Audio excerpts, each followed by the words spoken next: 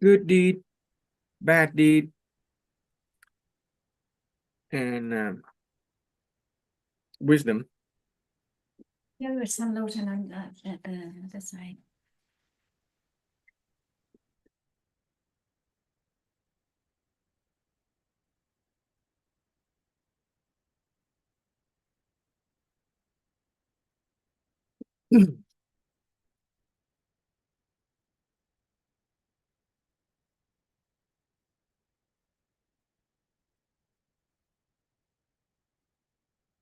Good fortune, bad fortune, total causal outcome. Positive, negative spiritual energy, merit, wisdom. Let's welcome back, Morgan. We're still on Hello. the discussion, final part of the spiritual religious discussion on human construct before we get to more the scientific look. Yeah. We are, like before, we're trying to discover what is the good inner seed within us that we want to be able to plant so that that seed will grow and then bear good fruit in terms of positive outcome in our life, right? Good inner seed will give us positive, good things. In the, we were talking about a concept called total causality, total cause and effect. Okay. In other words, the outcome of life that we have today in terms of our physical health, our relationship, our finances, is a total causal outcome. It is a fruit that we get to reap as a result of whatever seed that we have been planting in this lifetime and in the past lifetime. The Hindu and the Buddhist has a word, karma, that literally says total causality. The Christian has the idea of the seed. Christian has the idea of original sin.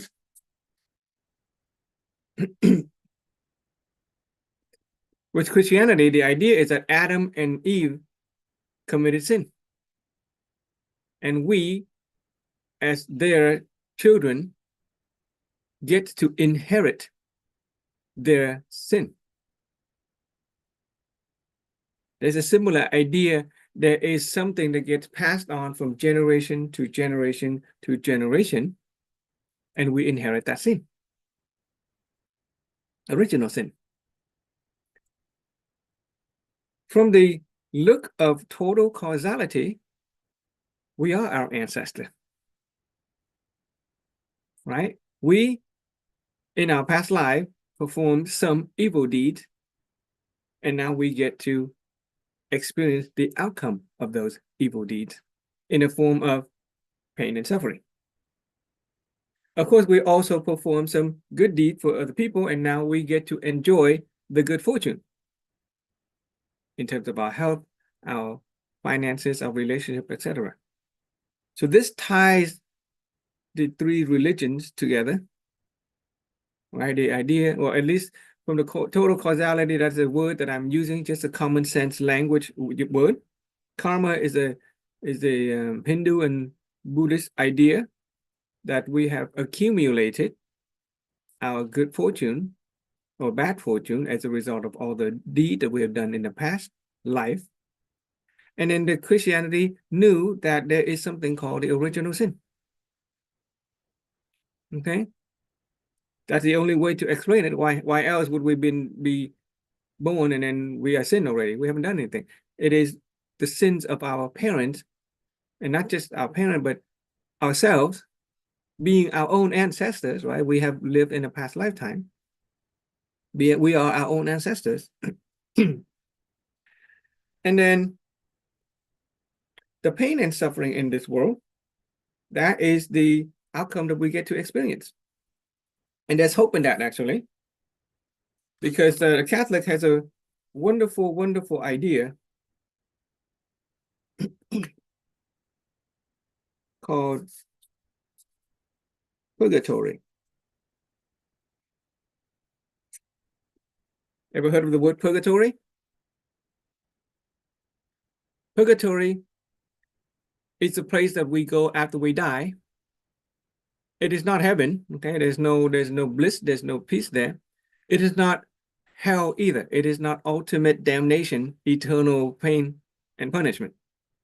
It is somewhere in between for people who have not reached a state of completeness in their holiness, for people who still have sin, for people who need to pay for their sin and cultivate themselves to be worthy of heaven. We go to purgatory. We get to pay for our sin, and we get a chance to, purge our sin and then cultivate ourselves to become sinless, to become more worthy of heaven, so that we ultimately can go to heaven. It is a place of suffering, but not ultimate eternal damnation of suffering. And it is an opportunity for a better life at the end of the tunnel. Well, guess what? Do we all suffer pain and do we all suffer? Yeah, we have suffering in this life. And are we given opportunity every single moment of every day to cultivate ourselves so that we can become more worthy of what's after? So, purgatory is life. This life and many past lives.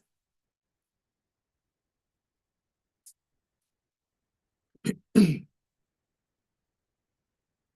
it's wonderful because nowhere else in the universe or no other, time will we get to experience, to pay for our sin than now.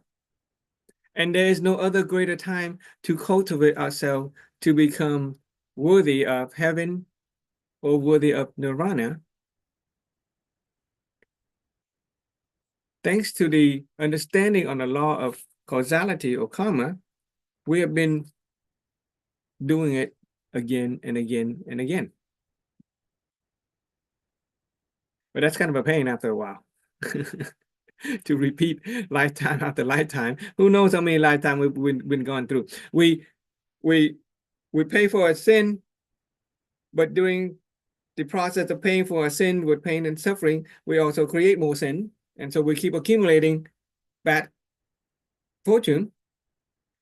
In this life, we may commit some good deed. We help other people. We deposit some positive seed into account. And so the next life, we get to enjoy that positivity, but we burn that fortune every time we use it or we do something that is negative.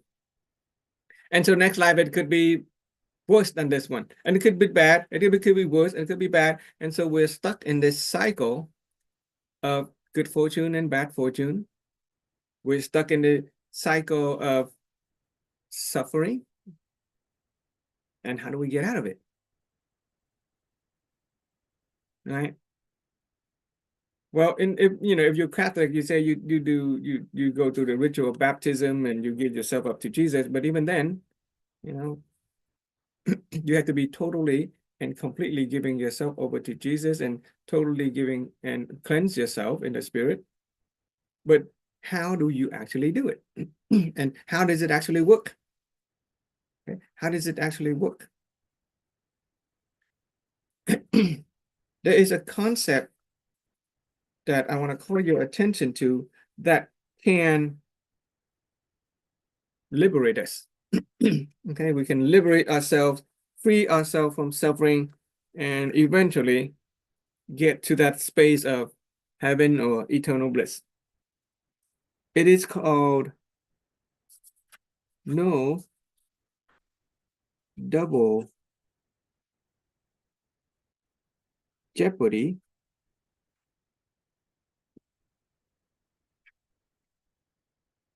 in causality. No double jeopardy in causality. The total causality or the total causal outcome that we experience today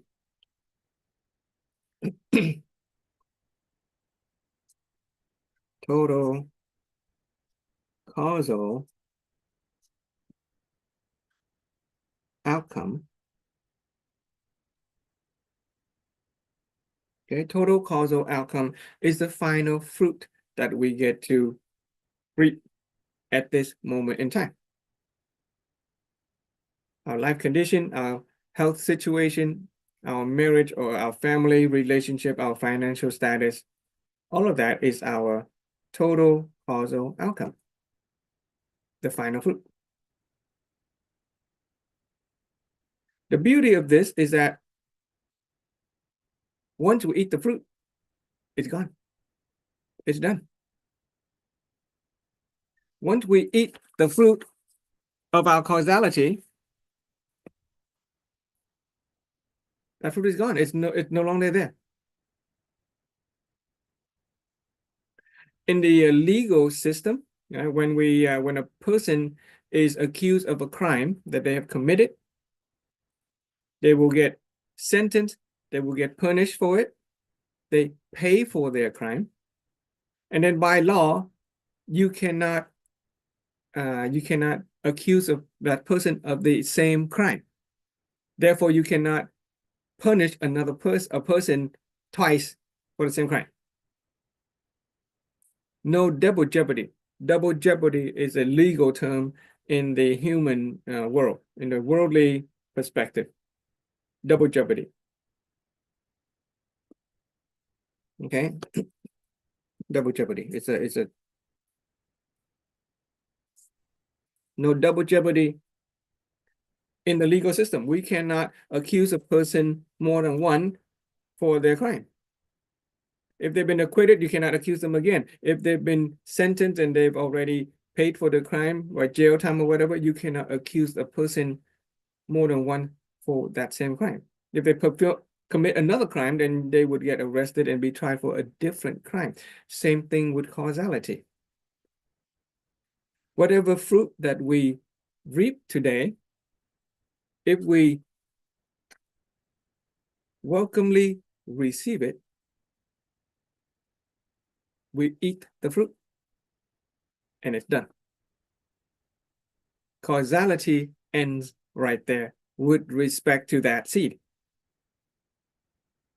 Now we've been planting many seeds. We've been planting a lot of good seed, a lot of bad seed. And so we keep on reaping a bunch of fruit. We keep on reaping a bunch of fruit and we keep on having to eat it. But here's the thing, if we don't take the fruit, we don't eat it, it's gonna continue to sprout. Just like avoiding getting arrested when we commit a crime, right? Let's say we committed a crime, it's a small misdemeanor. We run a red light. Okay, we're driving traffic and we run the red light, we break the law. And the police chases us, and if we stop, we accept it, we welcomely receive it, then we pay for that little misdemeanor. We pay for a fine, right? We welcomely receive it. That crime is done. We experience emptiness and serenity. We can be at peace. But if we run the red light and the police try to chase us and we refuse to stop, we keep running. We keep speeding. And in the process of trying to escape from the law, we run more red light. We may hit people. We may run into other cars. We create more chaos out of just a little infraction. And so our crime builds up and build up and build up and build up. And eventually the police will catch up to us. And instead of paying a small fine for failing to stop at the red light, we pay the fine for failing to stop the red light. We pay the fine for evading police. We get jailed for hitting people, and it piles up and piles up only because we refuse to welcomely receive the total causality or the total causal outcome.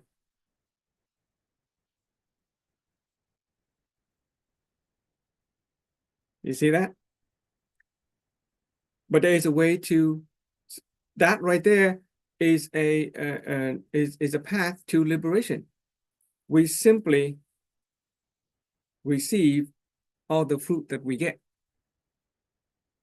Okay, we just welcomely receive it. Don't charge it with any positive or negative emotion or mind, because when you do that, it is essentially equal to adding on more infraction.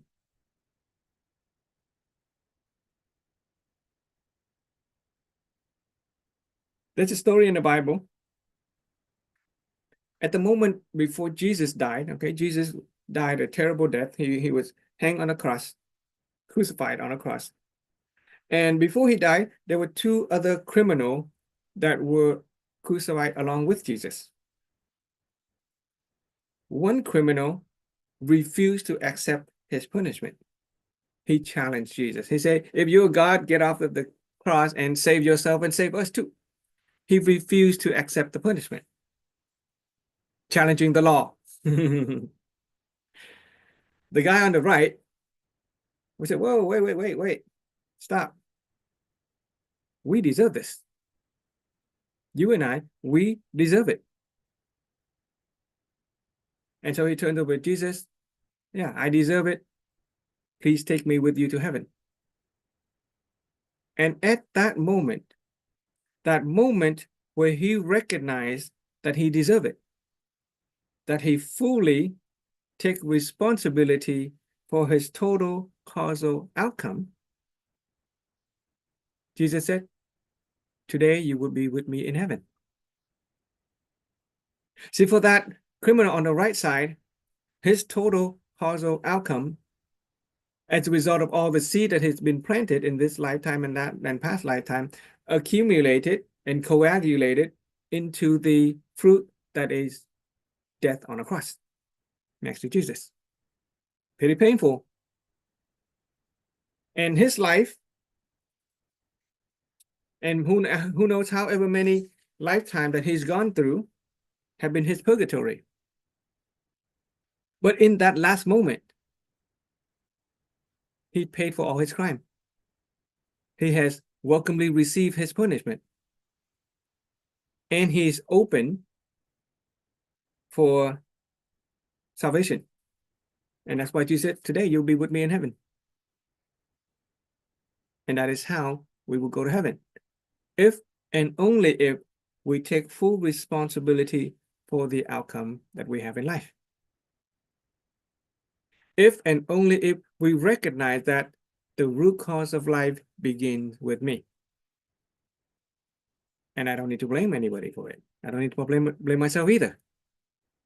I just welcomely receive it, and I eat it, and the fruit is gone. If there's still other fruit, then that means there's still other seed have been planted and we have not fully eaten it yet. And so what does our true self teach us? It teaches us to receive everything as it is. Don't try to avoid it. Don't try to analyze it. Don't try to run away from the law. Welcomely receive it. And when we welcomely receive it, we experience true peace.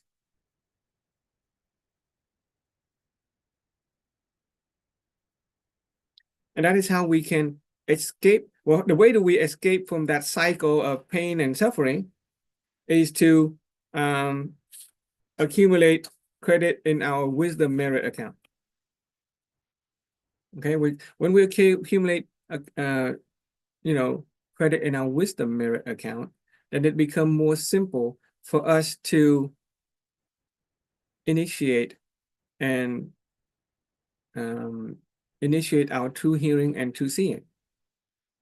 And thereby, whenever something happens to us, all we got to do is just welcomely receive it. And as we keep on welcomely receiving it, we're eating the fruit. We're eating the fruit. We're eating all the bad fruit. And when we have eaten all the bad fruit, there's nothing left. That's when we go up. But if we don't have wisdom and we keep on avoiding the bad fruit, we can accumulate the positive and negative ethical fortune by helping other people. That's fine. Our life will get better. We can get better on a materialistic level. When we have better fortune, we accumulate a better life. Life is good. That's good. But it repeats itself. And we never know when we're going to burn those fortune until we raise our wisdom merit, our wisdom energy. It is only through wisdom energy that we can recognize that truth. That we fully take responsibility for all the all the sins, so to speak. Okay, taking full responsibility isn't blaming yourself. It's just, okay, I've done all of that thing and I receive it. The criminal on the right-hand side of Jesus fully and completely accept the consequence of his action, and he eats the last fruit that he has to eat, which is death on the cross, and then thereby the next step is to go up to heaven. For most of us, we avoid pain and suffering. We try to fix the fruit. We try to fix the fruit, but if we don't completely accept it, then the tree is going to continue to bear fruit. And later on, we'll talk about what it's going to cause us to continue to keep on cultivating the bad tree. Okay, we don't want to keep cultivating the bad tree. We just stop cultivating the bad seed. You want to cultivate good seed. You want to cultivate wisdom seed, so that ultimately we will be more readily able to recognize and experience that true self within us and experience true liberation, heaven, nirvana. You guys get that part? No double jeopardy in causality. Okay, but if we keep running away from the law, if we keep avoiding our pain and suffering, and we don't receive it welcomely, then the pain and suffering will keep on coming up, and it will keep on accumulating and piling up, and we will get to reap even worse seed. So 2 things that we only need to do in this life, only 2 things. 1, accumulate positive fortune by helping other people. That makes it easier to to live life. And number 2, accumulate wisdom merit so that we can go up after this life. Yeah.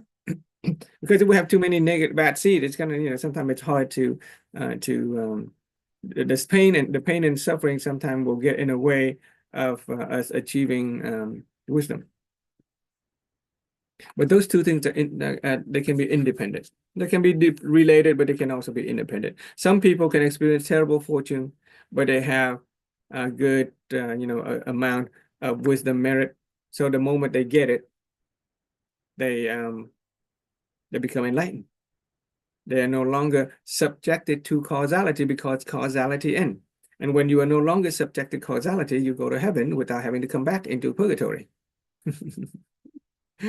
Okay, and so this map is a powerful one.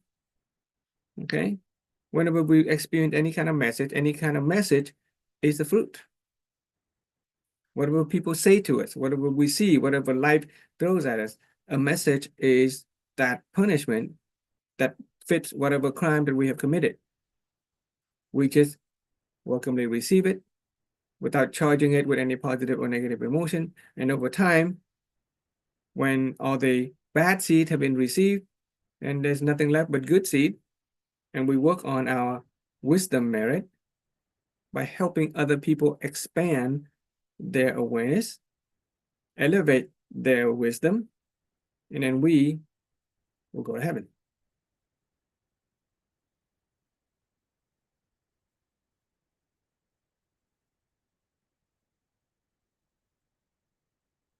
The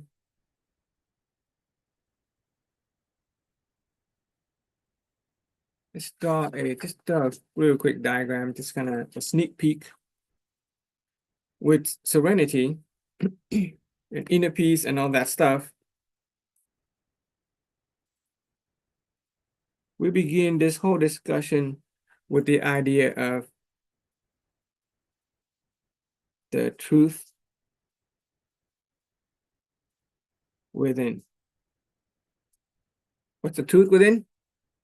The simple fact that I already always hear, I already always see, I already always know, and I already always saying and speaking things. It begins with that. That is the foundation of the human construct. We have this truth within us. That truth gives rise to a state of emptiness of being. Okay? Remember the wrath.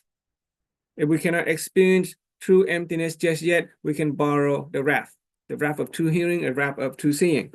We just notice that we're hearing and seeing. I have had the fortune, this is the third time that I am doing the weekly sharing, the season 3. It is on the third time that I'm doing this 24-hour sharing, and I have noticed a little expansion in my own awareness with respect to knowing that I speak.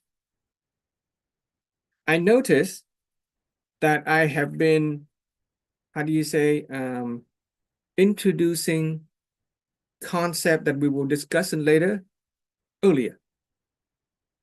I noticed that I've been kind of tying in stuff that is going to be useful for discussion later, but I do it sooner, so that later when you get to it, you will feel that it is more familiar. I'm noticing my own speaking. It is an awareness, it is a shift, an expansion in awareness. It's kind of pleasurable. Okay, it is a wisdom thing. So I notice my own expanded awareness. Okay, and I'm grateful for that.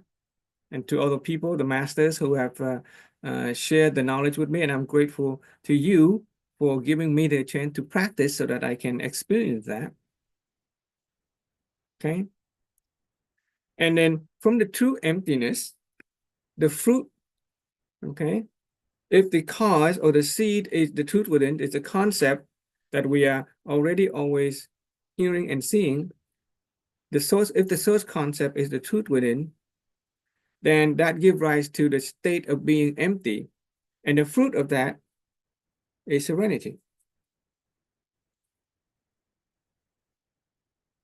Okay, this is just a preview of what's coming up next or later in the day.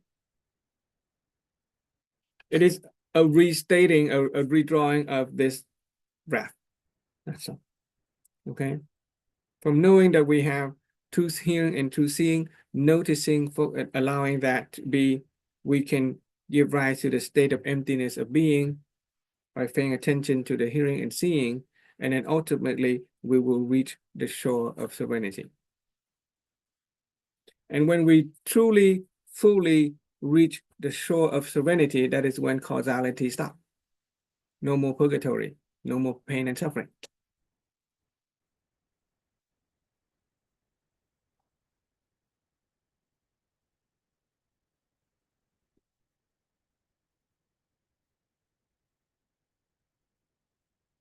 And so the other way to do that, another triangle I want to share, the other part, if we have, while we are going through life and working on our wisdom merit so that we can ultimately go up, okay?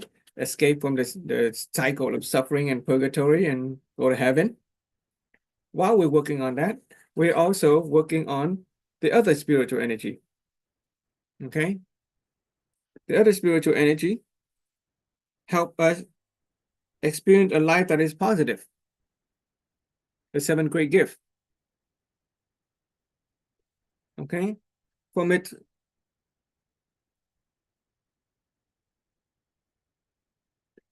fundamental level, when we give to somebody, it's just simply giving. Okay, just giving something that is on a fundamental level, it gives rise to the idea of charity, which means charity comes from the Greek word or Latin word caritas, which means to care, which is loving kindness. Okay, loving kindness.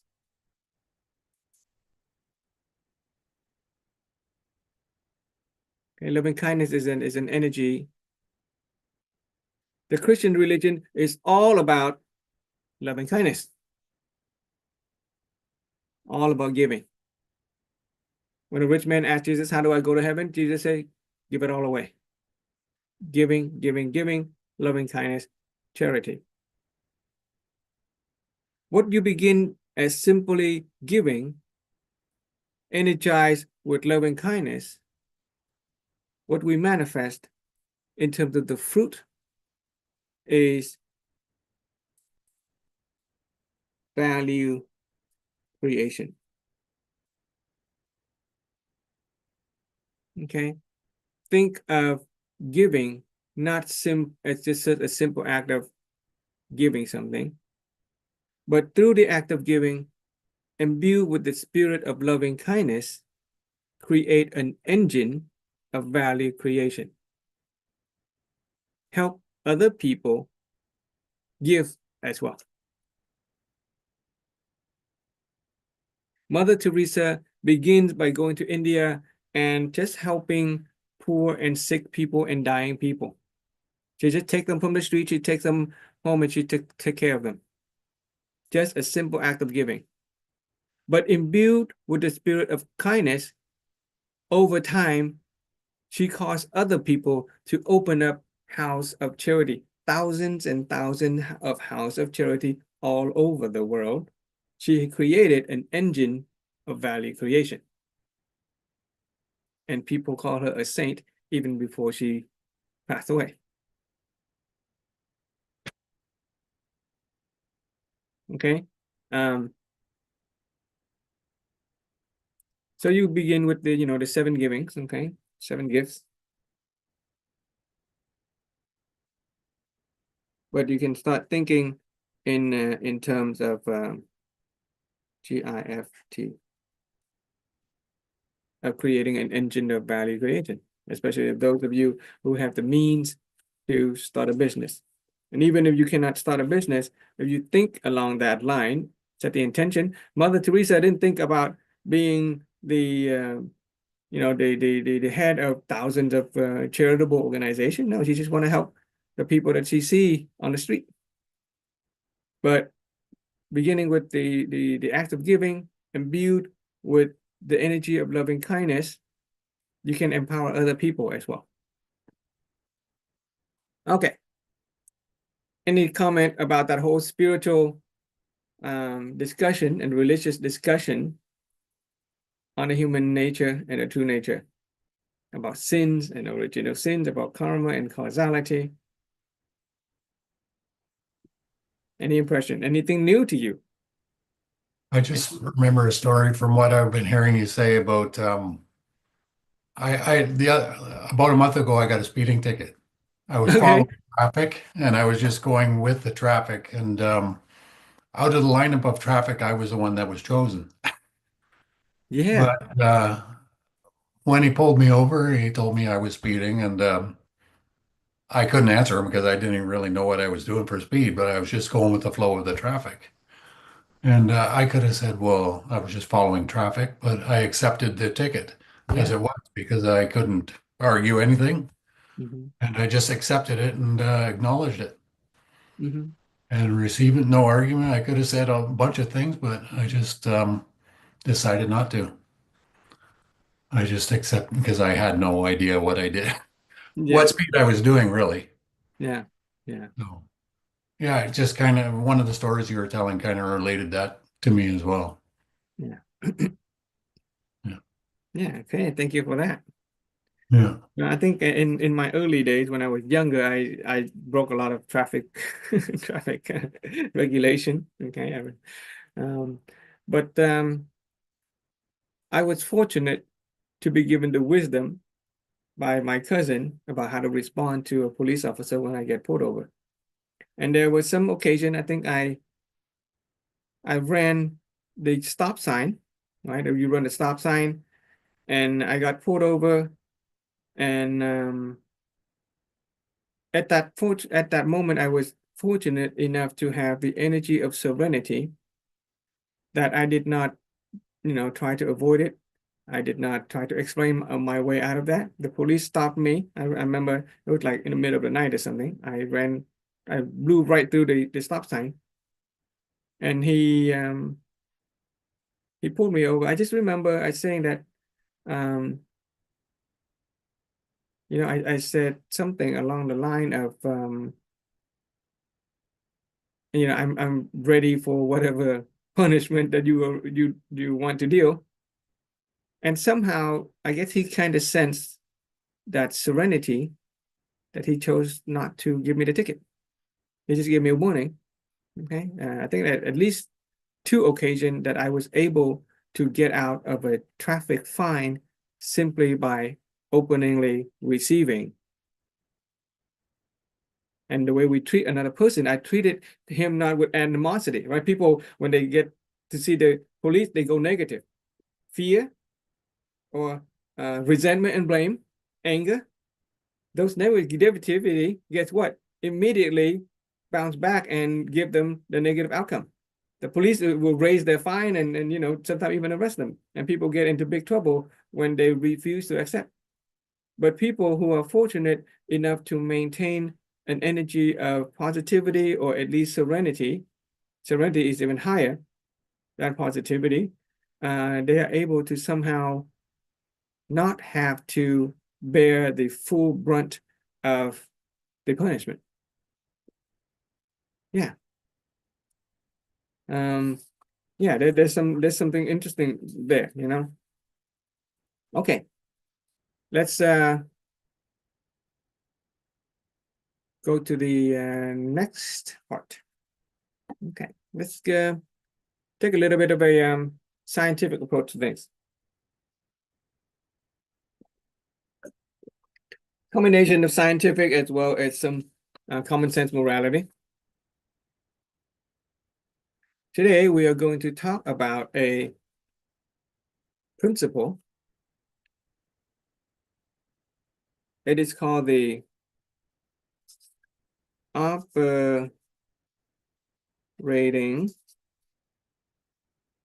principle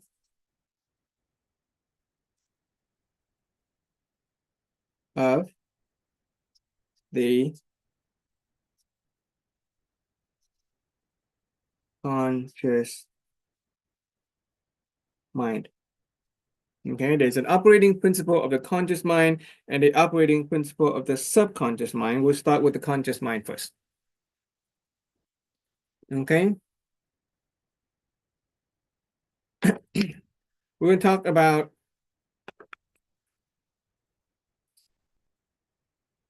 material object.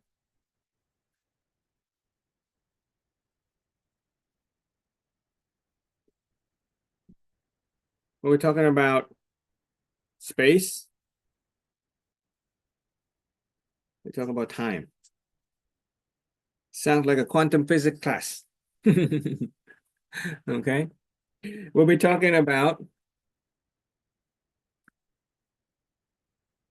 let's begin with a particle. Okay, we call it a particle.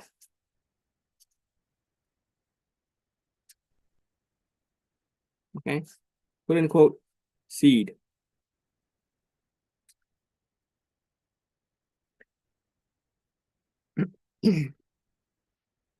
So everything in space, everything that has a material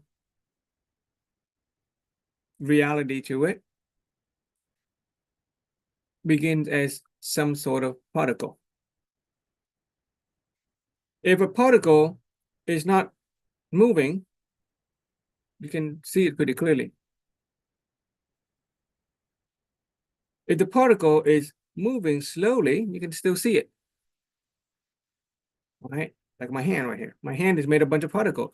Okay, our atom, the molecules, and then smaller pieces are the quarks, the particles. If the particle moves faster, it starts to get blurry. And if this hand were to move super, super fast, we can't even see it at all.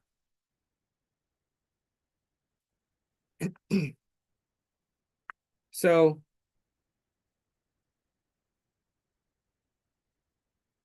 motion, if it could be slow. To simplify it, right? It could be fast. You still kind of see it. Or super fast.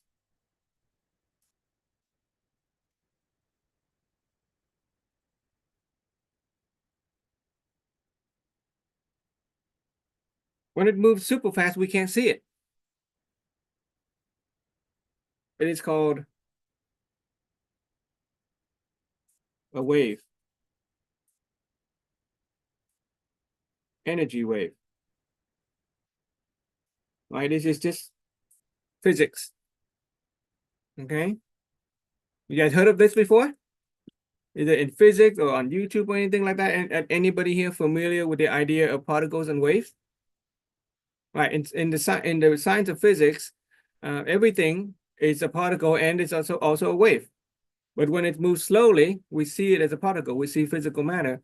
But when things are moving really, really fast, it's a blur, and we can measure in the form of a wave. Okay? And in fact, depending on how you measure, it will appear as a particle, or if it appear as an energy wave. When it is an energy wave, it is measured in what's called vibrational energy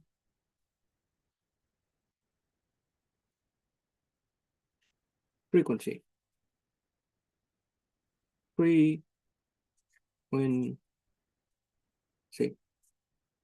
or Hertz, Hz, cycle per second. How many times something oscillates per second? One cycle is 1 Hertz. The computer, the CPUs, the processing unit in my computer will oscillate at 3 Hertz. That is 3 trillion times per second. 3 gigahertz. Yeah, 3 trillion times per second. The processing unit in my computer. Most of us processing nowadays. 3 gigahertz per second. Can you even imagine that?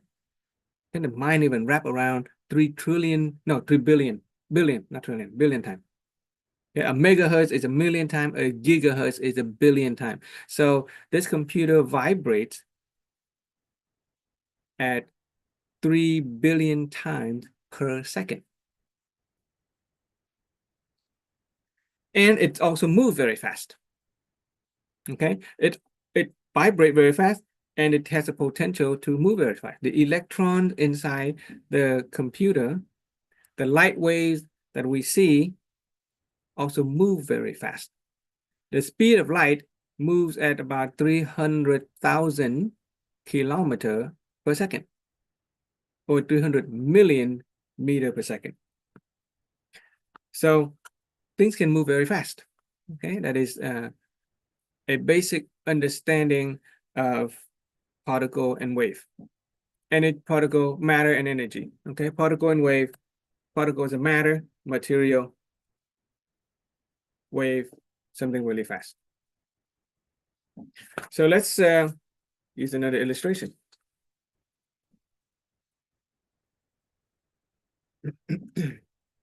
So imagine that there's a ball. Okay.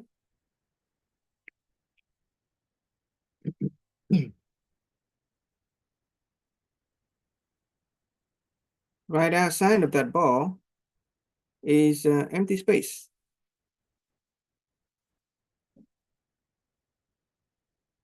Okay, if I was to have a ball on the table, the ball is the object that we can perceive. Okay.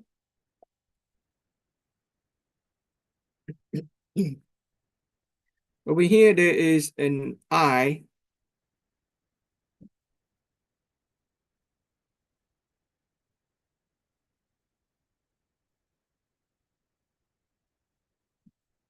Okay, the eye that is perceiving this ball. Right, so there's a ball, and outside of the ball is empty space, and there's an eye that observes the ball. Like before, when my hand is slow, we can perceive the hand. When my hand is really fast, it becomes blurry. If my hand or if an object is moving super fast, then we cannot perceive it at all.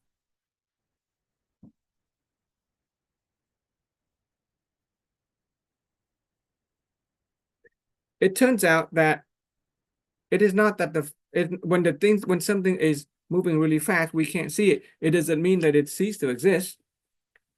It exists, but we can't see it because our eye or our senses or our measuring apparatus is not of the same energetic vibrational energy frequency with it. So once again, in order for us to experience, in order for us to observe something, we have to be a matching vibrational energy frequency. Okay? Our eyes is a match for my hand at this speed. If my hand was to vibrate at a million times per second, then it is no longer a vibrational energy match. And therefore we don't see it. Just like we cannot see Wi-Fi. We cannot see radio wave. We can only see light wave within a visual spectrum because it is a certain vibrational energy frequency match with the sensor receptor in our eyes. But things that are outside of our immediate sense doesn't mean that it doesn't exist. Wi-Fi wave exists because we can use the computer to communicate to another computer. Radio wave exists. How do we come into contact with a radio wave? We use an instrument, the radio. We tune the radio to the frequency that matches with the frequency of the channel that we are trying to listen to.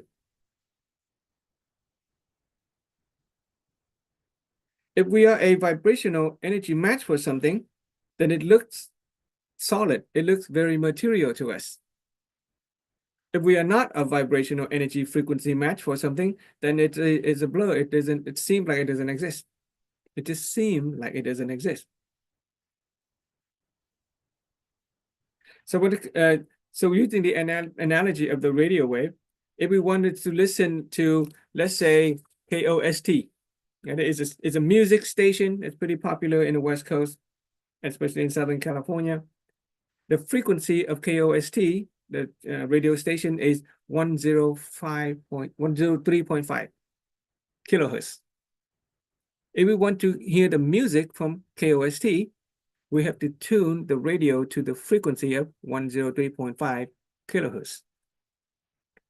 And therefore we can hear the music, we can experience the music or the news from KOST when we tune our radio wave to the exact frequency.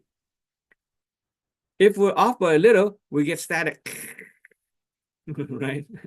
If we're completely off, we get nothing. We get a different channel or we get nothing.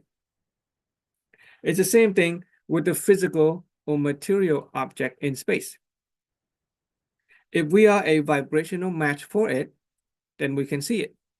We sense it. If we are off, then it seems to not exist at all, unless we have an instrument to match with it. And so the idea of something becoming material, anything that is material, or anything that has been materialized, is anything that is matching vibrational energy frequency with us. And in addition to our visual senses, we have other senses, right? We can hear sound, we can touch, we can feel, right? So these are the things that we can see, hear, right? Even things that we sense. There are other senses, right? And then the thing that we can come to know or aware of.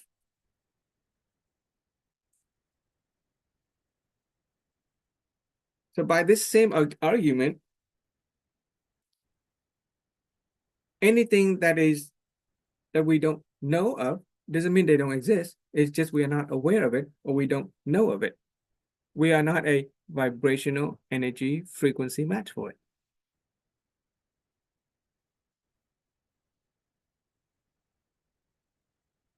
Right?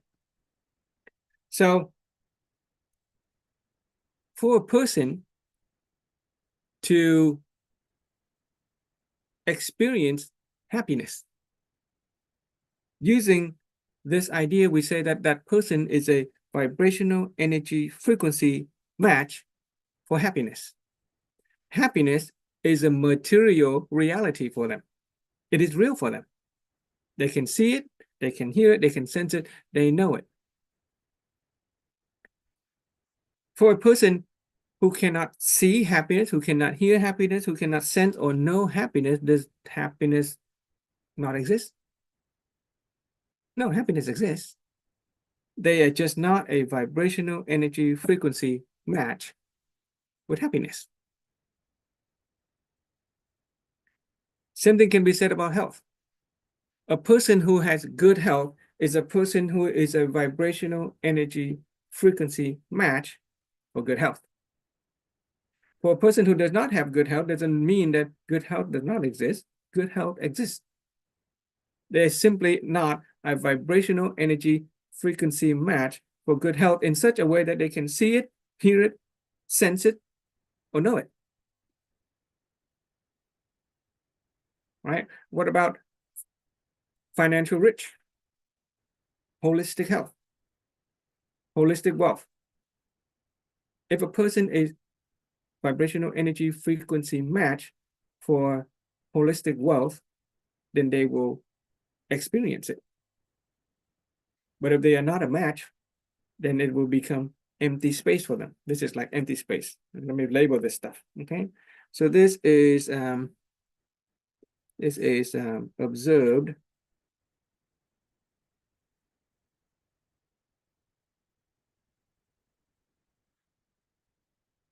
material object. This is the observer,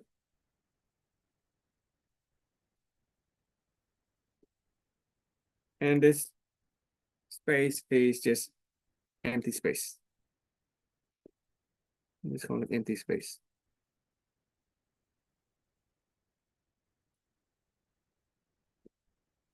Okay.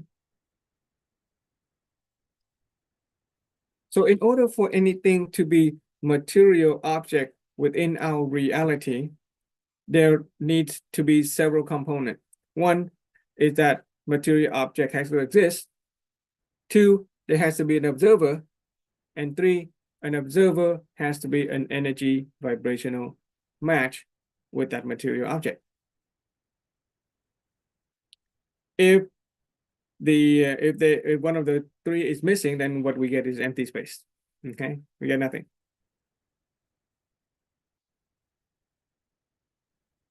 And so, okay, so we come to an idea of Frank, sorry to interrupt you. Repeat it again, the three.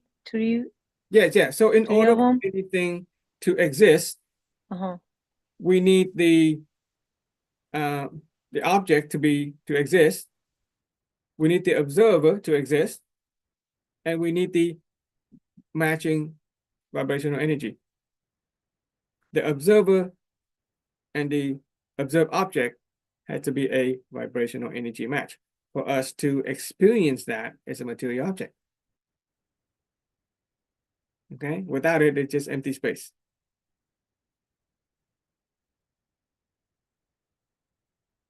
The object, the observer, the object being observed, the observer, and the vibrational energy frequency match.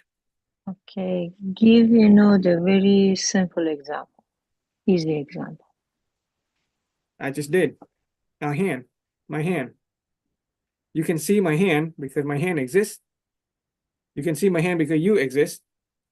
And you are a vibrational energy frequency match for my hand. If my hand was moving really, really, really, really fast, you can't see it at all. The hand still exists. You as the observer still exists, but what's missing is the vibrational energy frequency match. You are not a match for the moving hand. So instead of using hand, we use things like Wi-Fi. Wi-Fi exists.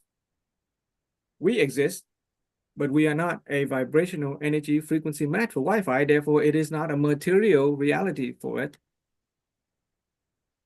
We can't see Wi-Fi because the vibrational energy frequency match is missing.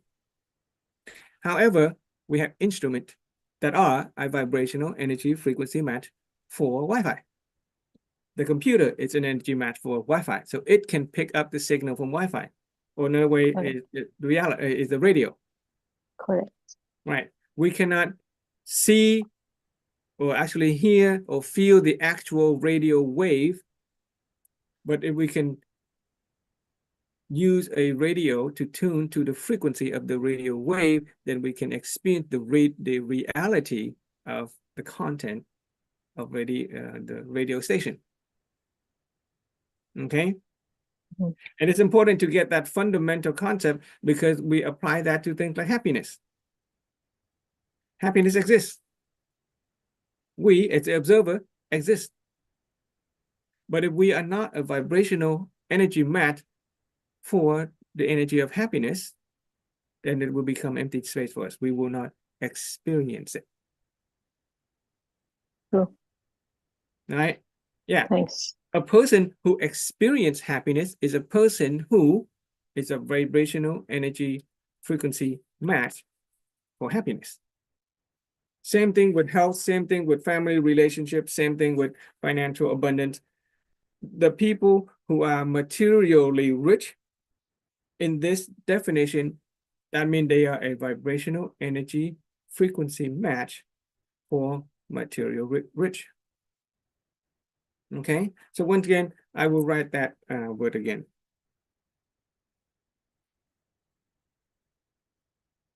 I am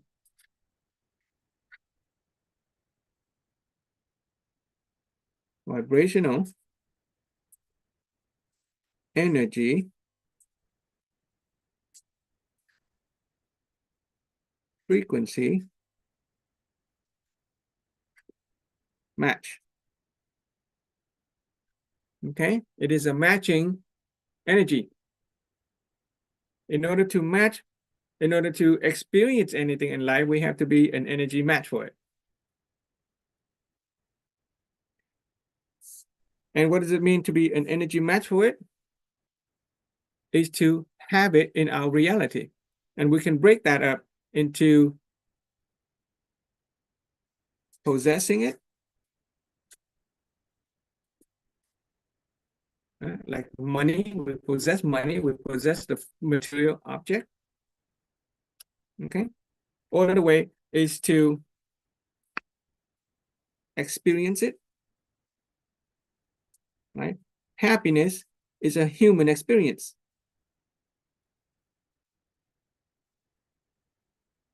You have happiness or you feel happiness, okay? We have material abundance. We feel materially abundant. So to be a vibrational energy frequency match for anything means to either possess it or to experience it.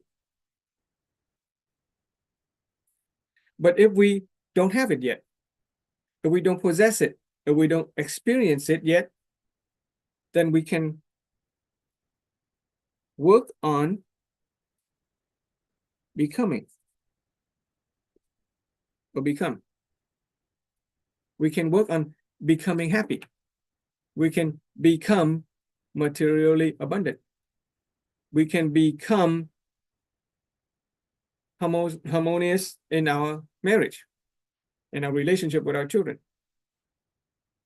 To go from possessing or not possessing to possessing is through the process of becoming. When it comes to possessing or experiencing, we experience the material world, the physical world. We experience the cosmology, which is the spiritual and religious world. And we experience human life. Right? That is our experience. Our experience can be divided into three simple perspectives: the worldly view, the cosmological view, which is religion and spirituality, and then this human experience, which include everything from happiness to good health to financial abundance to harmonious relationship. Okay. There have been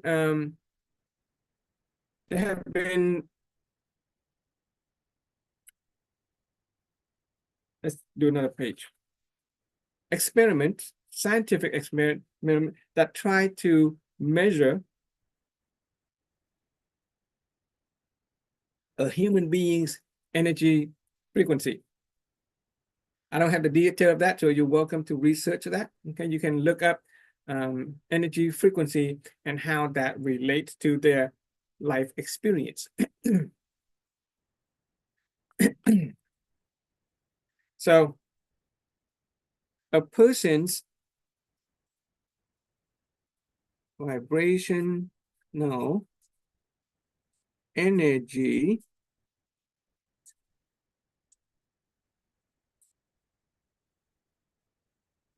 frequency, I ran out of space, so I'm just going to shorten it. A person's energy vibration or vibrational energy frequency is, for simplicity's sake, we're just going to divide that up into different categories. Okay. There is the low energy, there is high energy, and there is the super high energy or super high vibrational energy frequency.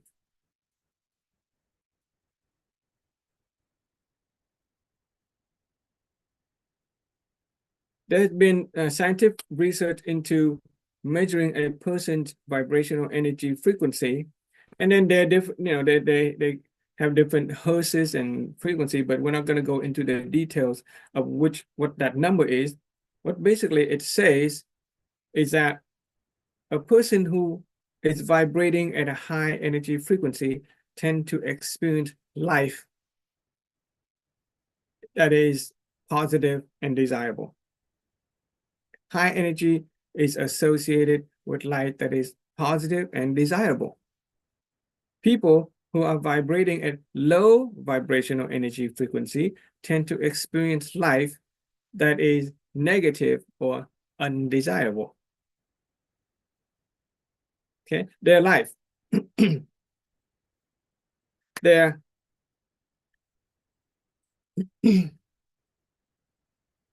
their both the experience of the spirituality, the experience of the physical world, and their human experiences, human life, okay, is related to the energy frequency. Okay. We experience life according to where we are in this low, high, or ultra high energy frequency range. If our energy frequency is high or super high, we tend to experience life better.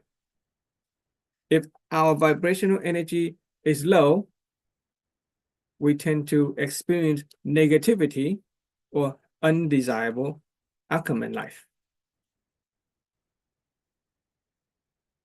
And it turns out that our vibrational energy frequency, both on a spiritual, physical, and emotional level, is dependent on our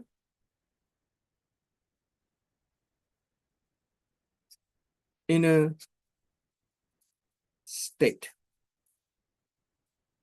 Okay, our experience is the external stuff. Our inner state is the internal stuff. Our inner state will decide our vibrational energy frequency, which will correspond to the external circumstances that we experience. We can only experience things that are of a vibrational energy frequency match for our own inner state. Okay? We can only experience anything that is a vibrational energy frequency match for it. If we are at a different vibrational energy frequency match, then we don't experience it. If we are low, so the inner state is also low, high, or super high. And our inner state is, we already gone over this during the human construct, is simply divided into negative, positive, and balanced. Okay, our inner state. If our inner state is negative, that correspond to low vibrational energy frequency, which correspond to an experience of the outer world as undesirable. If our inner state is positive, if we're happy, if we're joyful, if we're confident, if we are trusting, if we're humble, if we're benevolent, those are positive inner state. If the positive inner state is positive, then it corresponds to vibrational energy frequency of our being as high. We're going to experience life that is generally positive and desirable.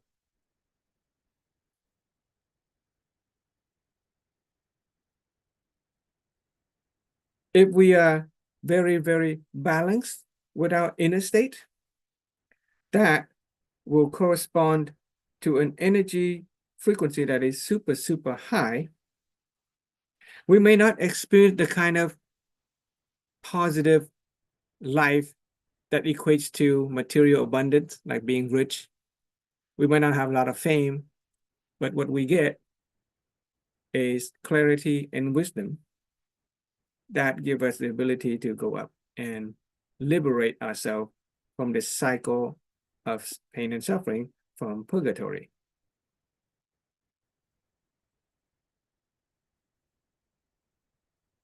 I'm going to add that word up here when it comes to experience. Okay, this is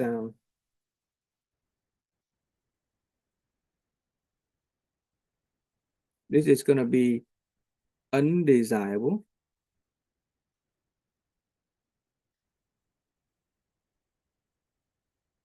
Okay, this is desirable.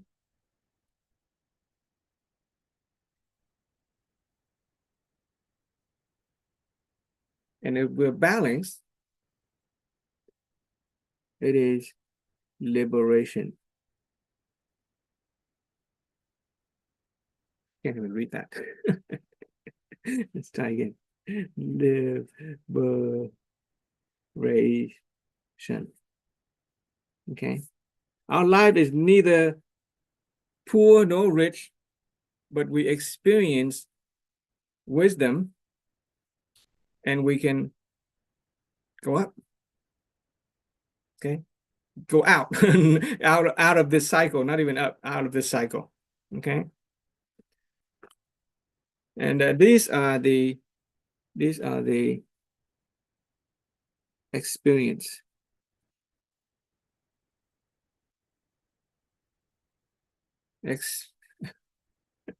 I need to wake up this afternoon.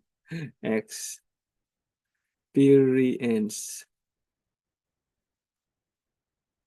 Okay, we experience spirituality, physical world, human life.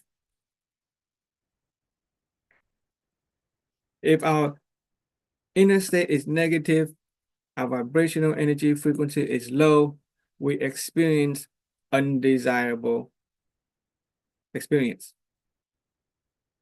If our inner state is positive, our vibrational energy frequency is high, our experience of life is desirable. Experience of life. Okay, it's desirable. If our inner state is balanced, our vibrational energy frequency is super high. Our life is neither desirable or undesirable, but we get a chance to get out. Liberation, wisdom.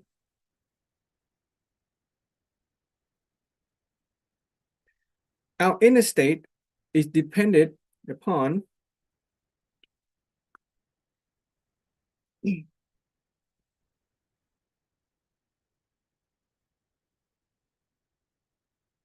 spiritual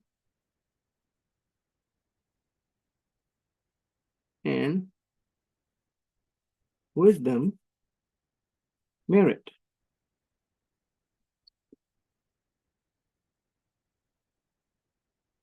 Okay, our inner state is dependent on our spirit and wisdom merit. In other words, if we have helped other people go positive, we're going to experience an inner state that is also positive. If we have helped another person achieve highly balanced, super high frequency, then we will experience highly balanced, super high frequency, and we can get closer to liberation. If we cause other people to go negative, make them feel bad, cause them pain and suffering, hurt them, we are going to have low vibrational energy frequency. Our life tend to attract undesirable circumstances. Spiritual wisdom and merit is the legal system in the spiritual world. Okay, this is the judge and the jury and the punisher. This is where the golden rule operates. Do unto others what you would have them done unto you. This is where causality takes place. Spiritual and wisdom merit. What we do to others, we are going to reap. Whatever seed that we plant in terms of our action to others, it's going to come back and take effect on us.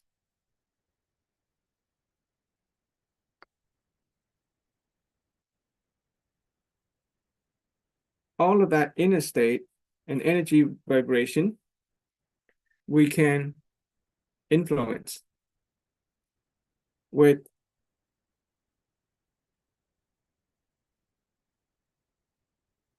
inner awareness.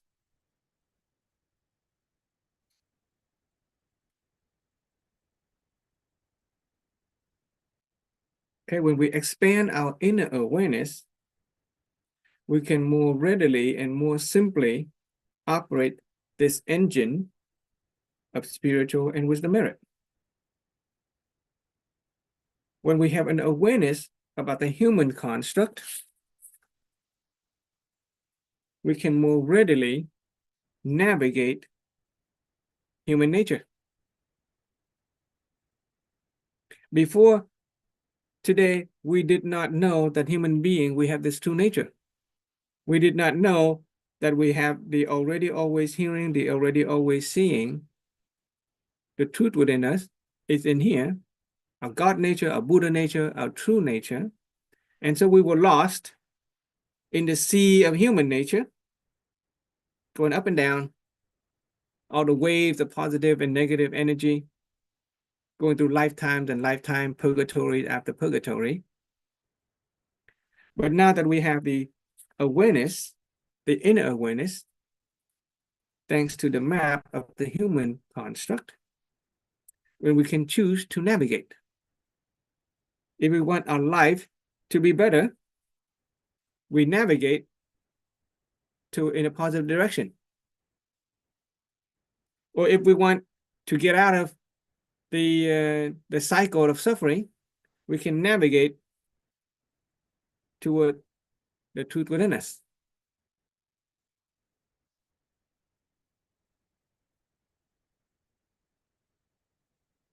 Well, this looked very complicated. This map can be pretty complicated. There's a simple way that we can make sure that we go the right way and not get lost. Okay.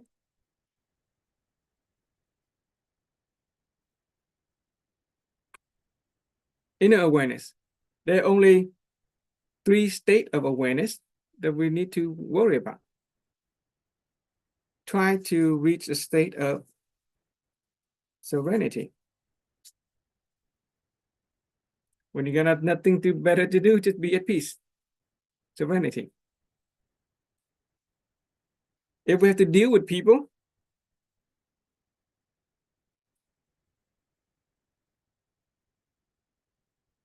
reach a state of magnanimity. Be generous with them. Don't see their fault. Be generous with them.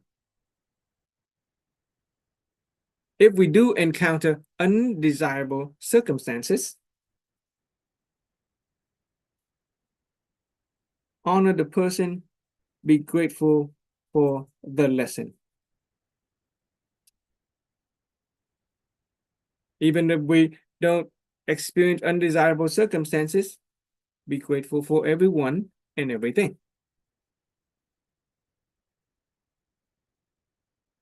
Pretty simple. But it helps to understand, to have a map of our energy state, because it operates the human construct. Our body, our mind, everything is wrapped up in an energy field, electromagnetic energy, positive and negative. We get sick, we get healthy. Our mind goes positive, our mind goes negative. Our emotion goes positive, our emotion goes negative. Again, can get pretty tiring after a while. Lifetime after lifetime, purgatory after purgatory. And at some point, if you're sick and tired of all that and you want to get out, then you can work on the truth within us. Help other people elevate their level of wisdom to level 3. Okay, where they experience inner peace, they experience true clarity, the truth within themselves, and thereby we will also benefit the benefit of the wisdom merit.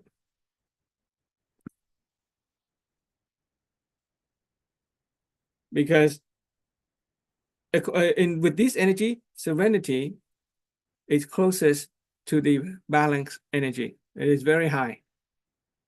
Okay, very high.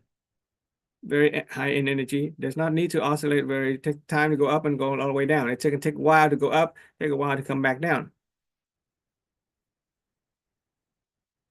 Magnanimity and honoring gratitude are positive energy that help us experience a life of positivity in this life and the next life if you choose to come back. But in order to decide not to come back, to choose not to come back, we are going to need super high wisdom energy. Okay, so this knowledge that we're working on is the operation on causality. Instead of trying to change the outcome that has already bore fruit, we're going to work on the inner seed, the inner awareness. Okay? From now on, and for the rest of this life and the future lives, we can work on taking ownership of our inner awareness, the inner seed within us. If we plant seed that is positive and balanced, we're going to reap the fruit that is positive and balanced. Okay? Inner awareness is the seed that determines everything else outside in our world. Question on that so far before I move on and talking a little bit more about inner awareness.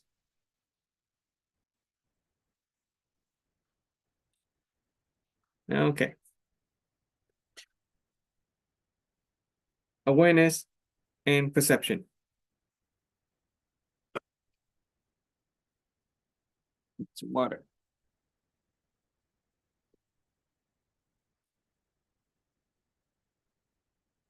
While I pour water, does anybody want to say something? What is new to you? What do you find impressive, applicable? Any question?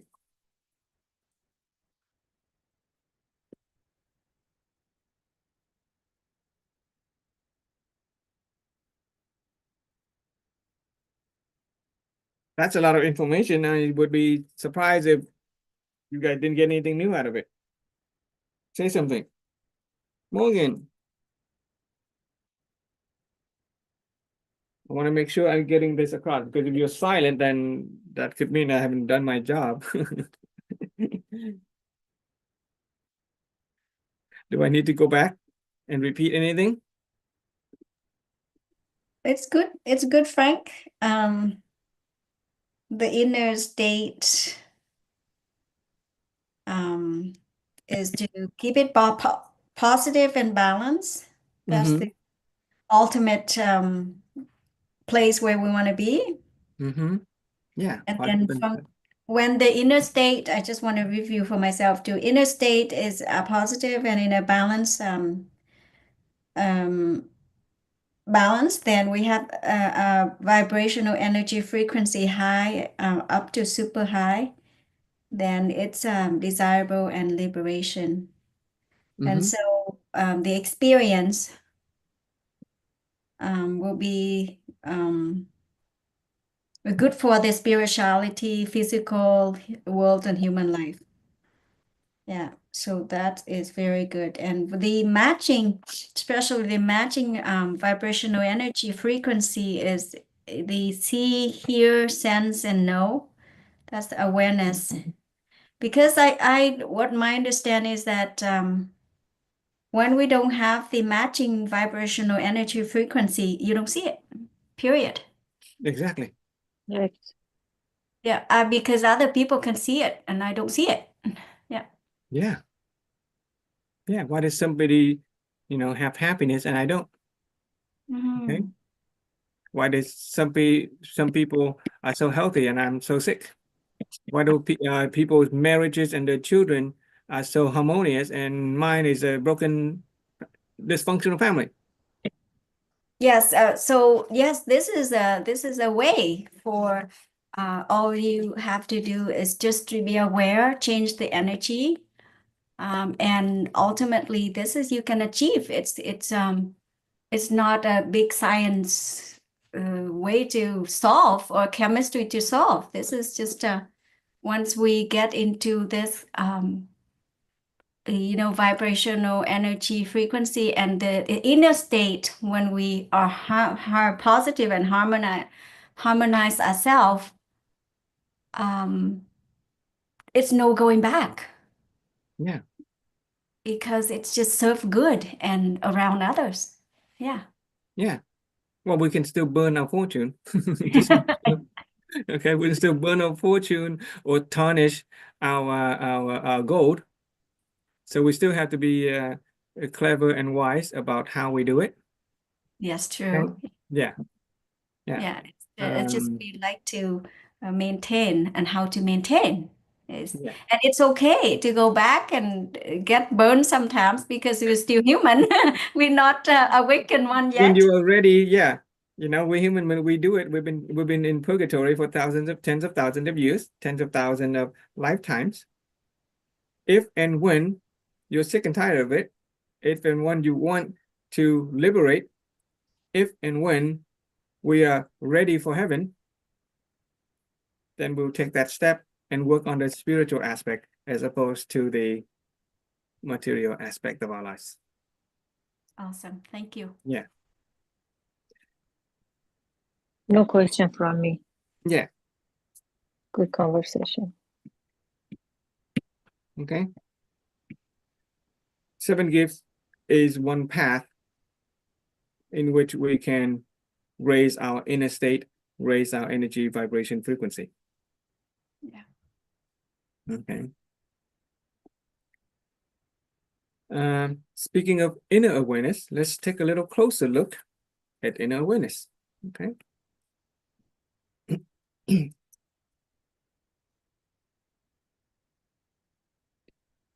Awareness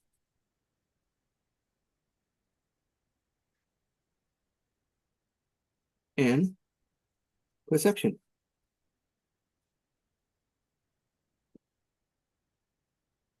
Okay, awareness and perception. In this philosophy, to make things simple to understand, we divide it into not have, have, and have.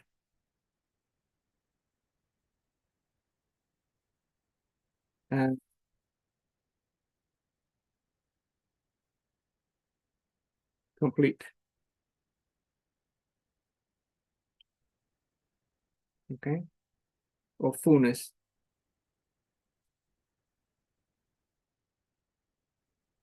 Okay, awareness and perception. Not have, and have complete. When it comes to our inner awareness, okay, our inner awareness, inner state, when we are still negative about something,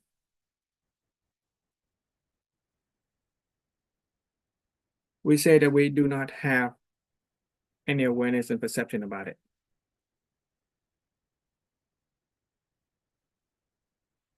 When we actually have a balanced and positive state about it, we say that, oh, okay, you now have an awareness and perception about it. And when you have a complete and fullness of awareness and perception about something, we say that you have clear image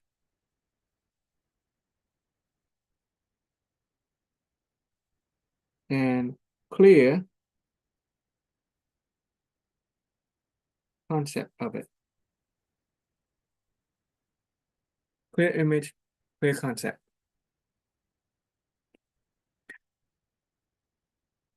When somebody talk about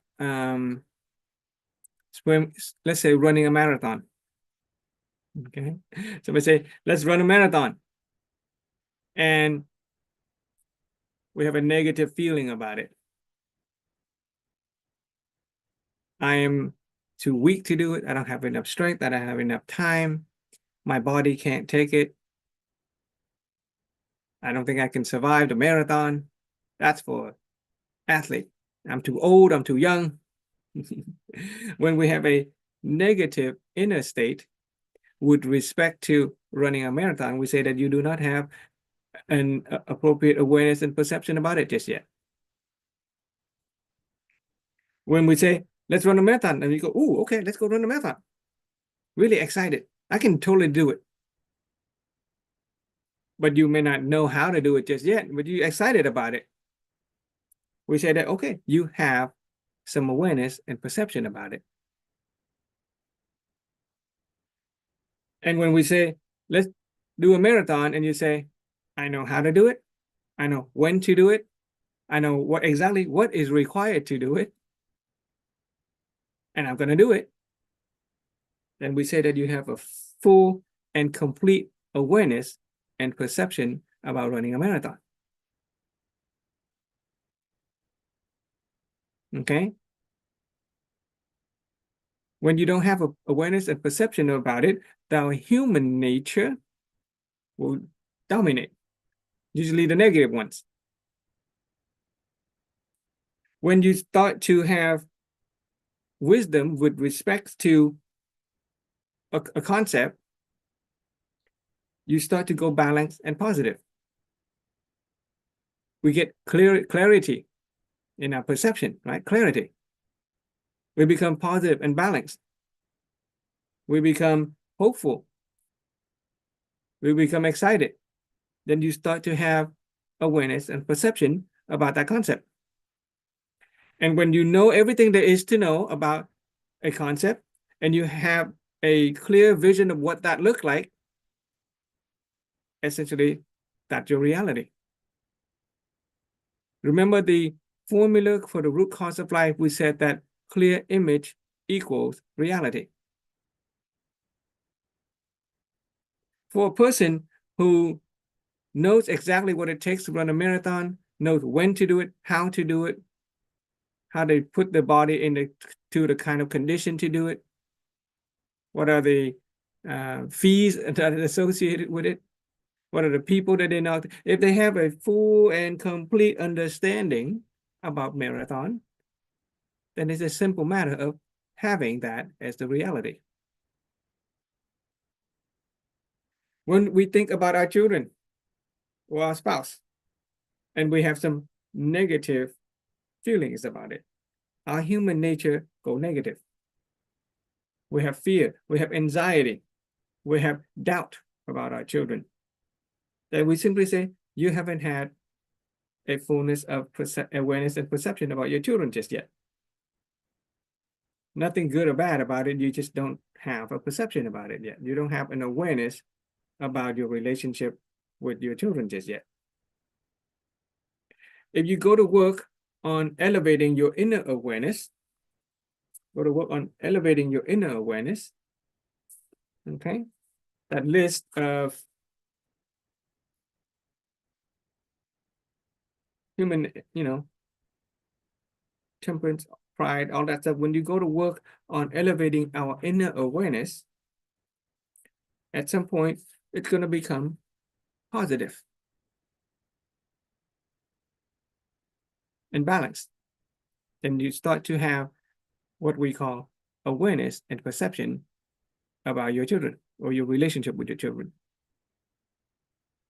And when you reach a state where you have a clear image, you know exactly what that relationship with your children look like, and it's balanced and positive image. You have a perfectly clear concept of how to go about creating that relationship. You know how to affect your children and your relationship with your children. And we say you have fullness and complete awareness and perception about your relationship with your children.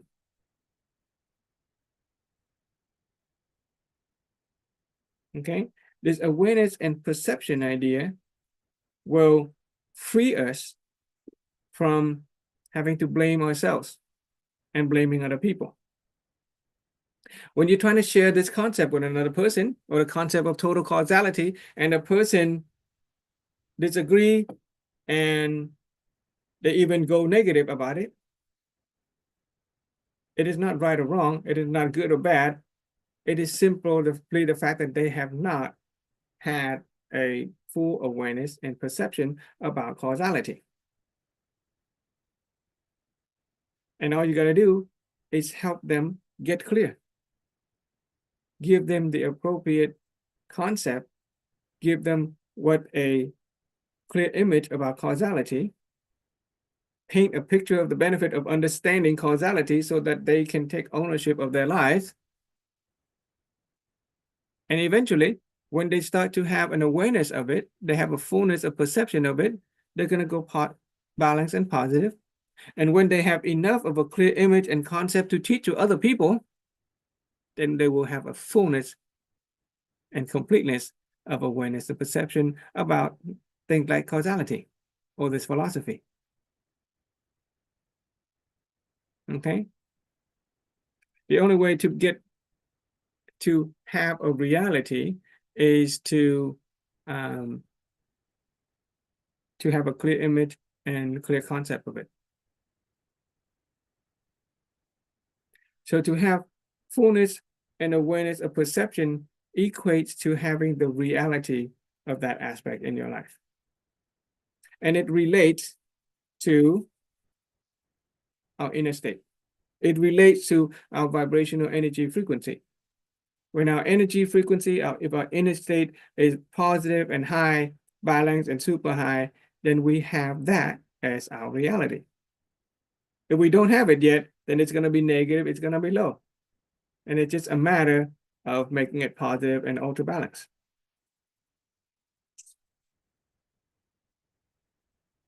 Awareness and perception.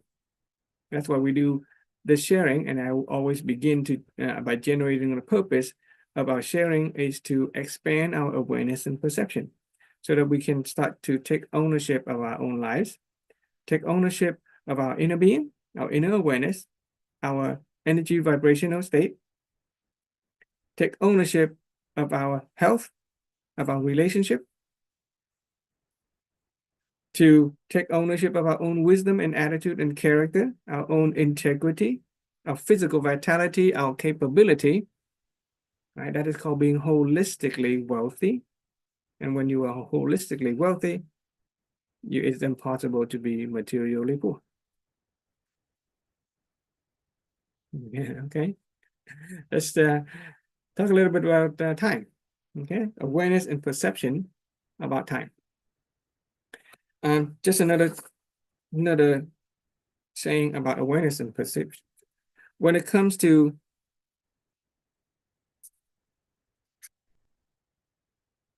awareness and perception,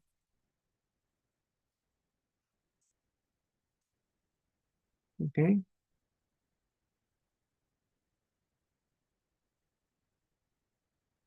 if it is full and complete, when we have a fullness and completeness of awareness and perception of something, what we get is a reality that is also full and abundant.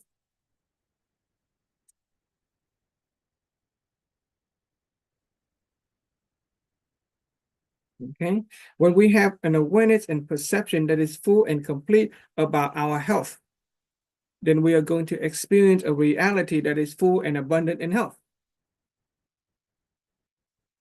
When we have an awareness and perception that is full and complete with respect to our relationship, to our children, to our spouse, then we are going to experience a reality that is full and abundant in that aspect of a relationship with our children or our spouse. When a person comes to a fullness of awareness and completeness of perception about finance, business, investment, then guess what? They get to experience the reality of fullness and abundance in finance and business and investment. Just look at the rich people versus the people who have no awareness and perception about finance. Those people who have no awareness and perception of finance is going to live in reality of no money, poverty instead. Their energy is low, the vibrational state is negative, and thereby their reality of financial is undesirable. And how do you get full and complete? Clear pictures, completeness, and favorable concepts. Right? Your inner state is balanced and positive. Okay, so to have awareness equates to, so another phrase is to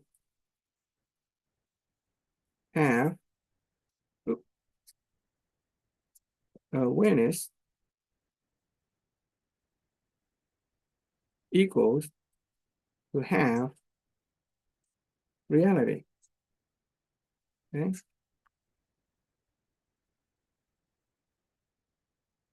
You can't have anything that you're not aware of. But if your awareness is still negative, then we can say you don't have that reality. Then yeah, it's negative because you don't have that reality.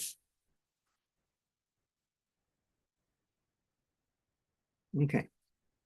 So we talk about space, we talk about material. Let's go over quickly some time. Do we need to do lunch? No, let's do time and then we'll yeah, let's do time and then we'll jump we'll do lunch and then we'll jump to a different topic. Okay. Let's see. Time. Our awareness and perception about time.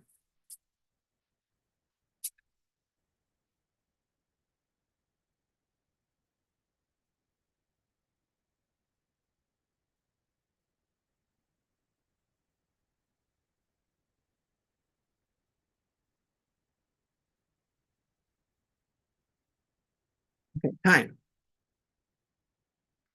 Historically, previously, traditionally, when we think about time, what comes to mind? When I say time, what immediately comes to mind?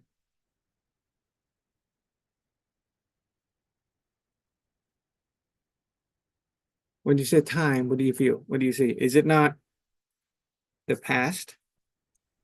Is our precious life is going past.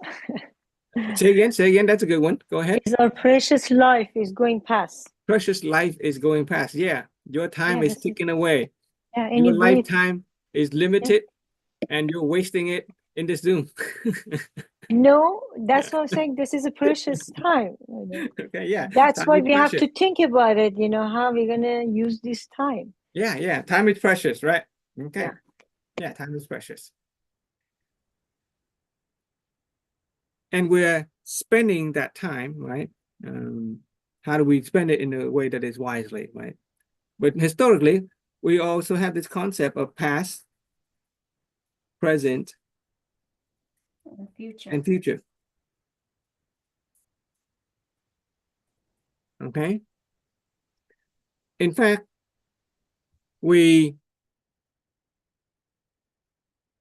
think of time, the past, as having been fixed, right? We can't change the past. Ever say that, we can't change the past.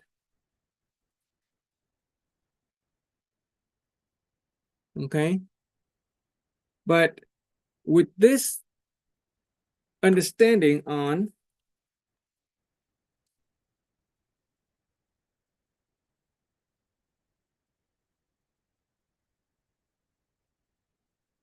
time also has to do with vibration, no, energy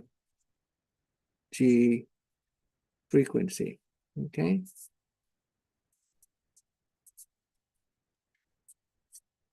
So traditionally, we think of time as being fixed. Just think of a past for now. Okay, we can't really change it. I was born in a certain date and year, I can't change it. But not only things that happen, but when we think about the past, we also associate some mental energy. We associate some emotional and mental energy to the past when we think about it. So the past could be positive or negative. When we think back, something that somebody did in the past could be positive or negative. If we think if our vibrational energy frequency is low and we are, say, resentful and blaming, we may be resentful and blaming toward ourselves or other people in the past for giving us the outcome that we have today. And therefore, our energy state is negative, and therefore our outcome, our reality, experience of life is negative. But if we, now that we have learned how to, now that we have learned that our energy state and our reality is related to our inner state, then if we change our inner state to positive, when we think about the past, if we think about it in a positive sense, then what somebody did to us maybe years ago that we previously considered of it as negative, if now we switch that to positive, then we're going to begin to experience a present reality that is going to be more positive. And so the past is not fixed. The past is not fixed. The past is actually dependent on vibrational energy frequency. In fact, the past doesn't even exist. The past is nothing more than memory. But memory is a collection of brain mental signal that gives us a mental image that we experience right now in the present. Can we experience the past? Can we really experience the past? We actually cannot experience the past. We can only experience a mental image, a movies of what we think is the past. We associate it with a mental image, we associate it with emotional charge, and we call it the past because we assume that the past is a cause that will lead to the present today. But that past can change. We can change the past. We can actually change the past by simply changing the way we look at it, by monitoring what we hear and what we see about something that we associate to the past, by changing what we say and what we know about the past, then we are essentially change the past.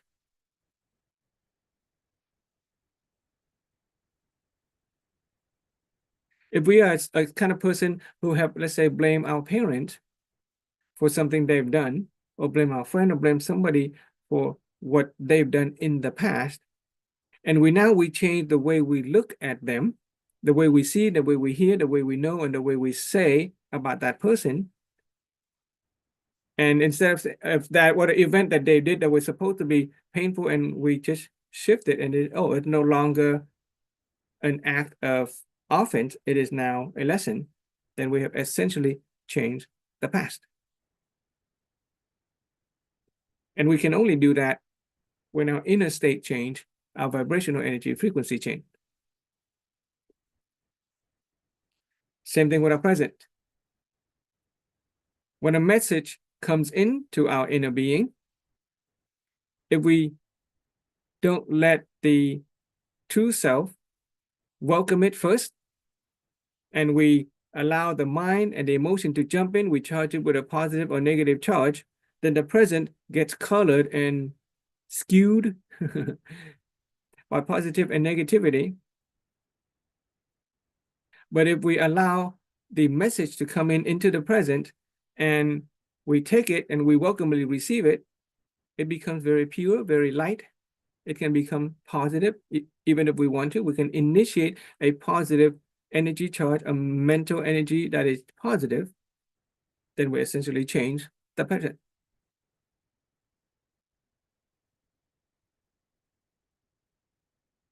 What about the future?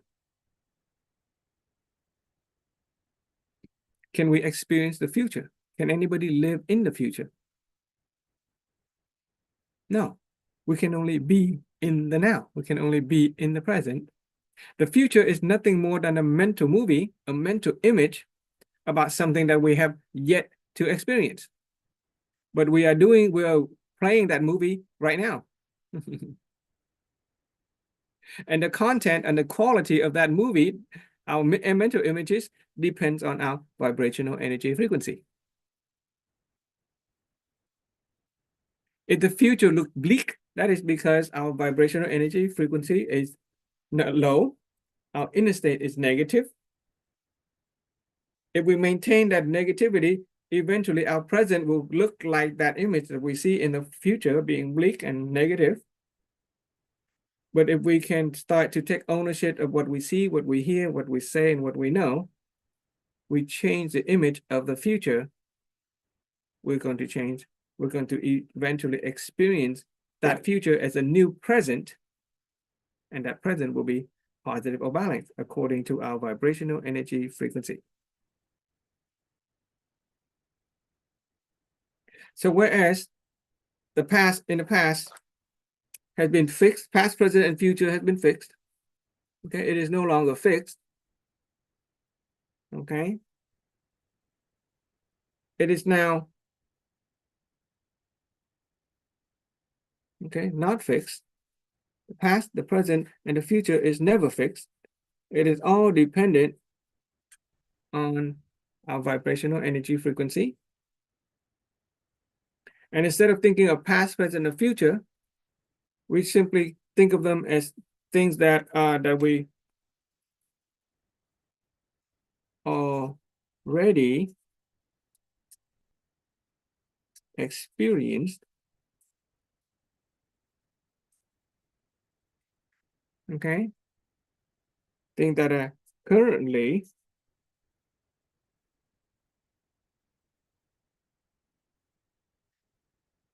experiencing, and things that are yet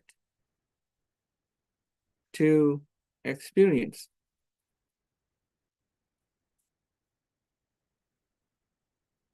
And what are these? They are mental images.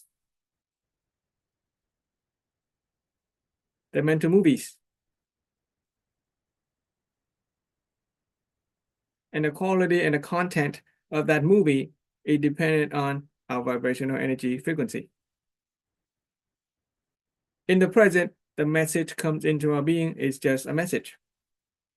The quality and the content of that movie is determined by how we charge that content with positivity or negativity through the operating of our human nature, our personality, through our desire and imagination. Our desire for resources, appearances, identity, consumption, rest.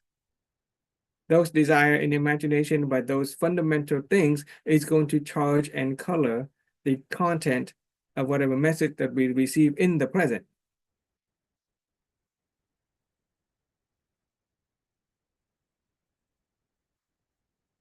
And so let's talk about how time works, okay?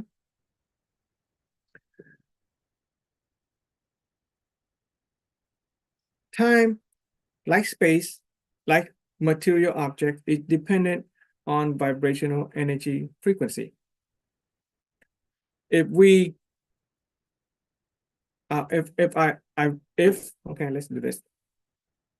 So there is the, there's another color, let's do this. The value of time, the sense of time. Let's start with the sense of time. And then there is a value of time.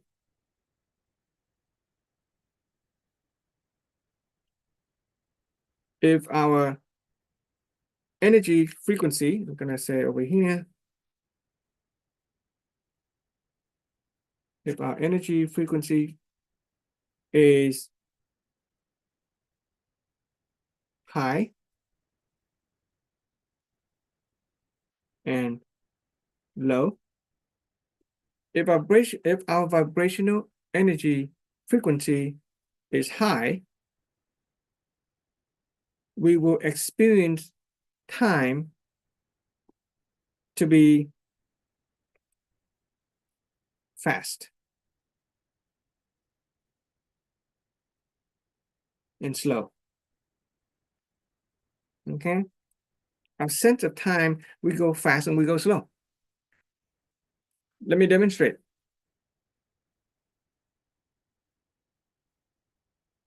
When we are really happy, time seems to fly, right? What's that saying? Time flies when you're having fun. Time flies when you are having fun. Well, when you're having fun, your energy is high and time seems to fly by really fast. Vibrational energy high, sense of time is really fast. On the other hand, when our vibrational energy frequency is low, our inner state is negative. Right? Remember that map? Low vibrational energy, negative inner state equates to depression, boredom, anxiety. Then time seems to go by really slow. You can have a lot of free time in a day, but if we're bored and we're sad and time seems to go by really slowly. Or if we're really anxious, we're waiting in line. We're really anxious, we're waiting in line, or we're sitting in traffic. Time seems to go by really, really slow. So our sense of time is dependent on our vibrational energy frequency. When our vibrational energy frequency is high, time seems to go by really fast. Time flies when you're having fun. When our vibrational energy frequency is low, time seems to slow down and drag on forever. However, when it comes to the value of time, that's something else. When our vibrational energy frequency is high, we're really happy, we're excited, we're enjoying ourselves. The value, even though time goes by really fast, the value is also very high. As if we had a lot more time to get work done.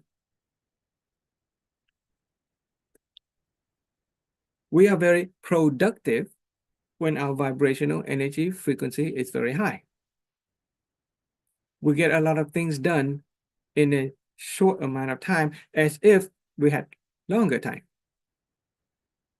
It is the value of time that we get out of being high energy. As if we had more time, but it's the same amount of time. In this Zoom, we are almost 2 days, okay? And it seemed to go by very fast because our vibrational energy frequency is very high. Seemed to go by very fast, but at the same time, we did a lot of learning, a lot of information. I can't even count how many papers I went through. Productivity is related to our sense of our value of time. High vibrational energy, motivated people get a lot of things done. But bored people, depressed people, even though you can give them all day, they get nothing done. And therefore, when our vibrational energy frequency is low, our value that we get out of that or give out of that is low. As if we had no time at all.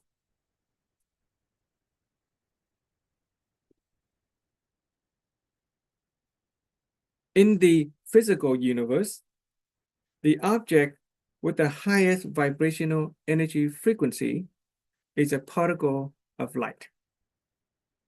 Vibrating at the frequency of light, it is also a wave. because the particle of light is vibrating super, super, super fast, its value of time it gets is very high, as if it has a lot of time. So a light can travel from one place to another at a super high fast, very high value. It can cover a lot of value in terms of distance, okay, a lot of value in terms of spatial distance, 300,000 kilometers per second. And its time actually stops. The light particle, scientists have been able to measure the light particle does not experience the passage of time, because its value that it get out of the time is very high. It travels very fast, but it also experiences no passage of time. Infinite. As if the value of time is infinite. Okay. For the clock on the light particle is infinite. It does not get old. A light particle does not get old because its vibrational energy is super high. The value that it gets out of that is that its clock is infinite, and therefore the value that it gets out of it is very high. Just ask people who live past 100 years old. People who live past 100 years old live, in general, you ask what is the secret? The secret is serenity, inner peace. They don't let positive and negativity fluctuate throughout their life. They don't get extremely depressed. They don't get extremely anxious. They're very magnanimous with people. They're very grateful and they honor everybody. And they are always at peace. And because they are always at peace, their vibrational energy frequency is very high, ultra high. And their sense of time, they enjoy a lot of things in life. They enjoy it as if time can go by very fast. In the blink of an eye, they could have children and great-grandchildren. But the value that they get out of that is as if time stretches out for them. Just ask people who live past 100. Just like the light particle, its clock slows down because it travels very fast. On the other hand, ask the people who's really anxious all the time. People who are really depressed. Okay, they get sick, they die young. So if we want to live forever, get into the space of inner peace. From a religious perspective, Adam and Eve were said to have lived 900 years old. Okay, Adam and Eve lived to be 900 years old. In the Garden of Eden, they were at peace, they were happy, and then they started knowing good and evil. When they started committing sin, that's when they start to suffer. Their time is take a toll on their body, and then they eventually die. They eventually die a natural human death.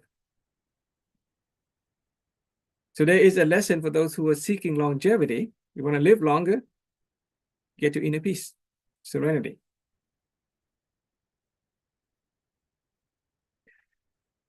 Let's draw another picture before we do lunch. Okay, so time.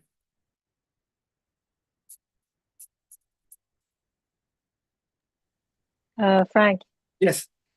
I have some interesting subject regarding of the long time. Okay. I don't know, you're gonna call them genetically or it doesn't matter, but I'm coming from the Muslim family. Okay. And my grandpa from the dad's side, who was a very wise man and then very truly believe religion. And everybody, I didn't see him because I was born after 6 months. He passed away.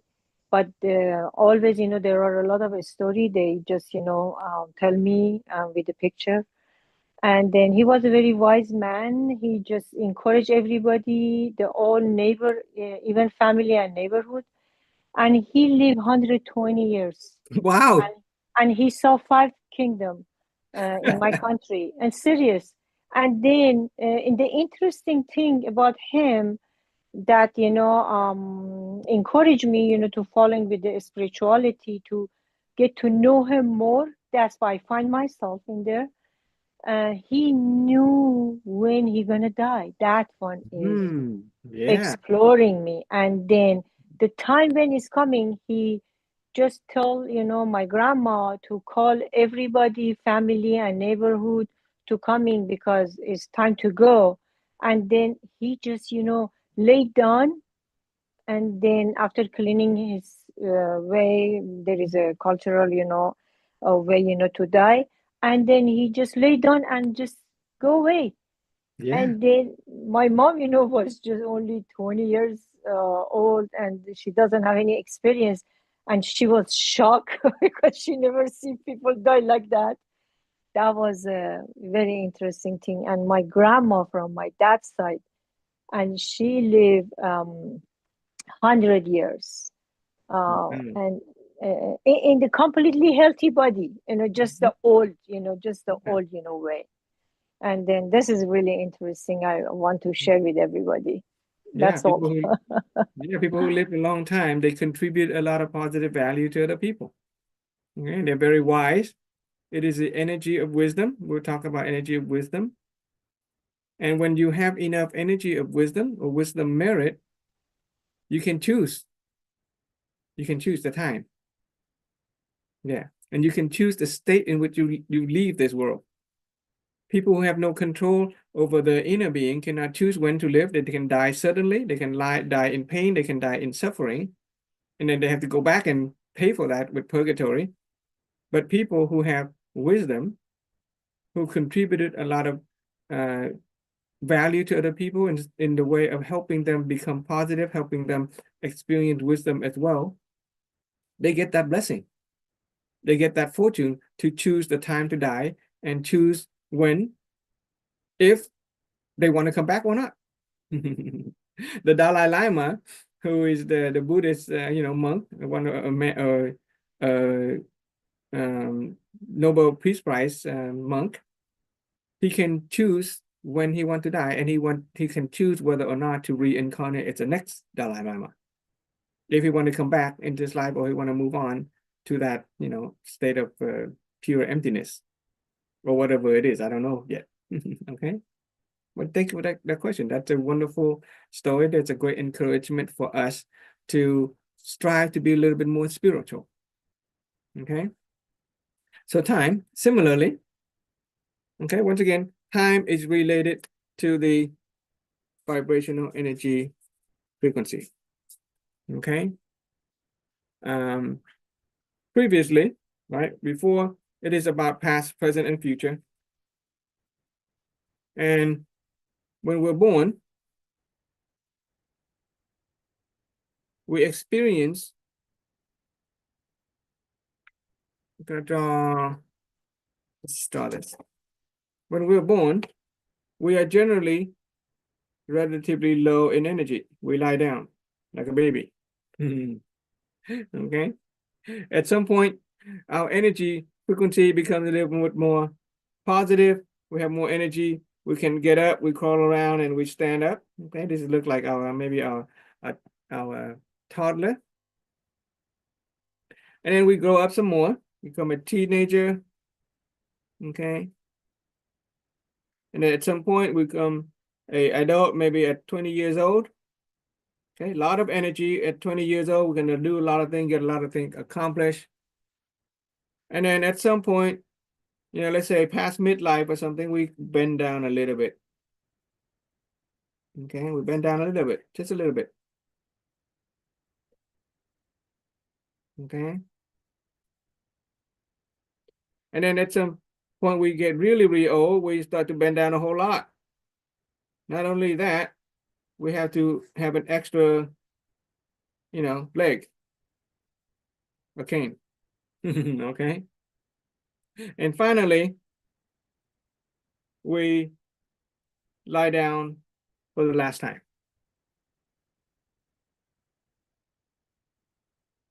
This is our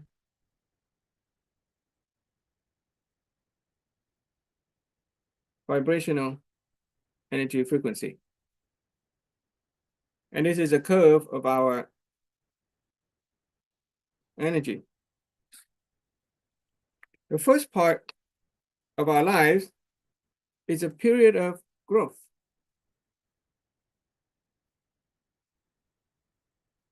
The later part is decline.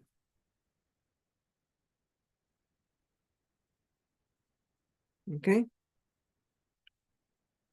All of us seem to experience this growth and decline. But now that we understand vibrational energy frequency, vibrational energy frequency, we can draw a different curve.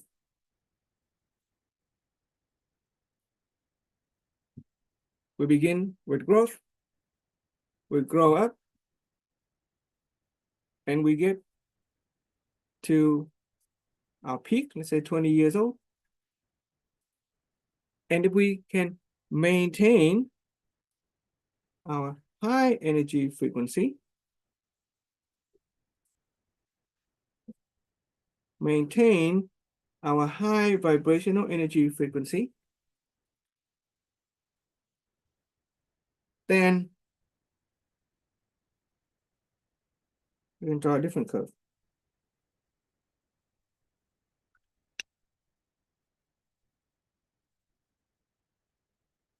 We call that longevity.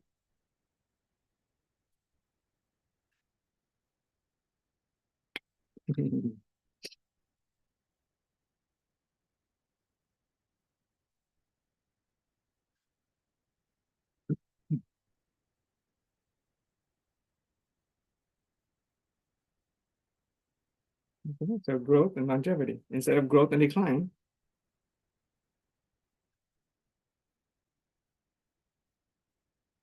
Does the WIT organization not be able to train 60, 70-year-old senior citizen with arthritis to cure their own arthritis and then run a marathon at 70s?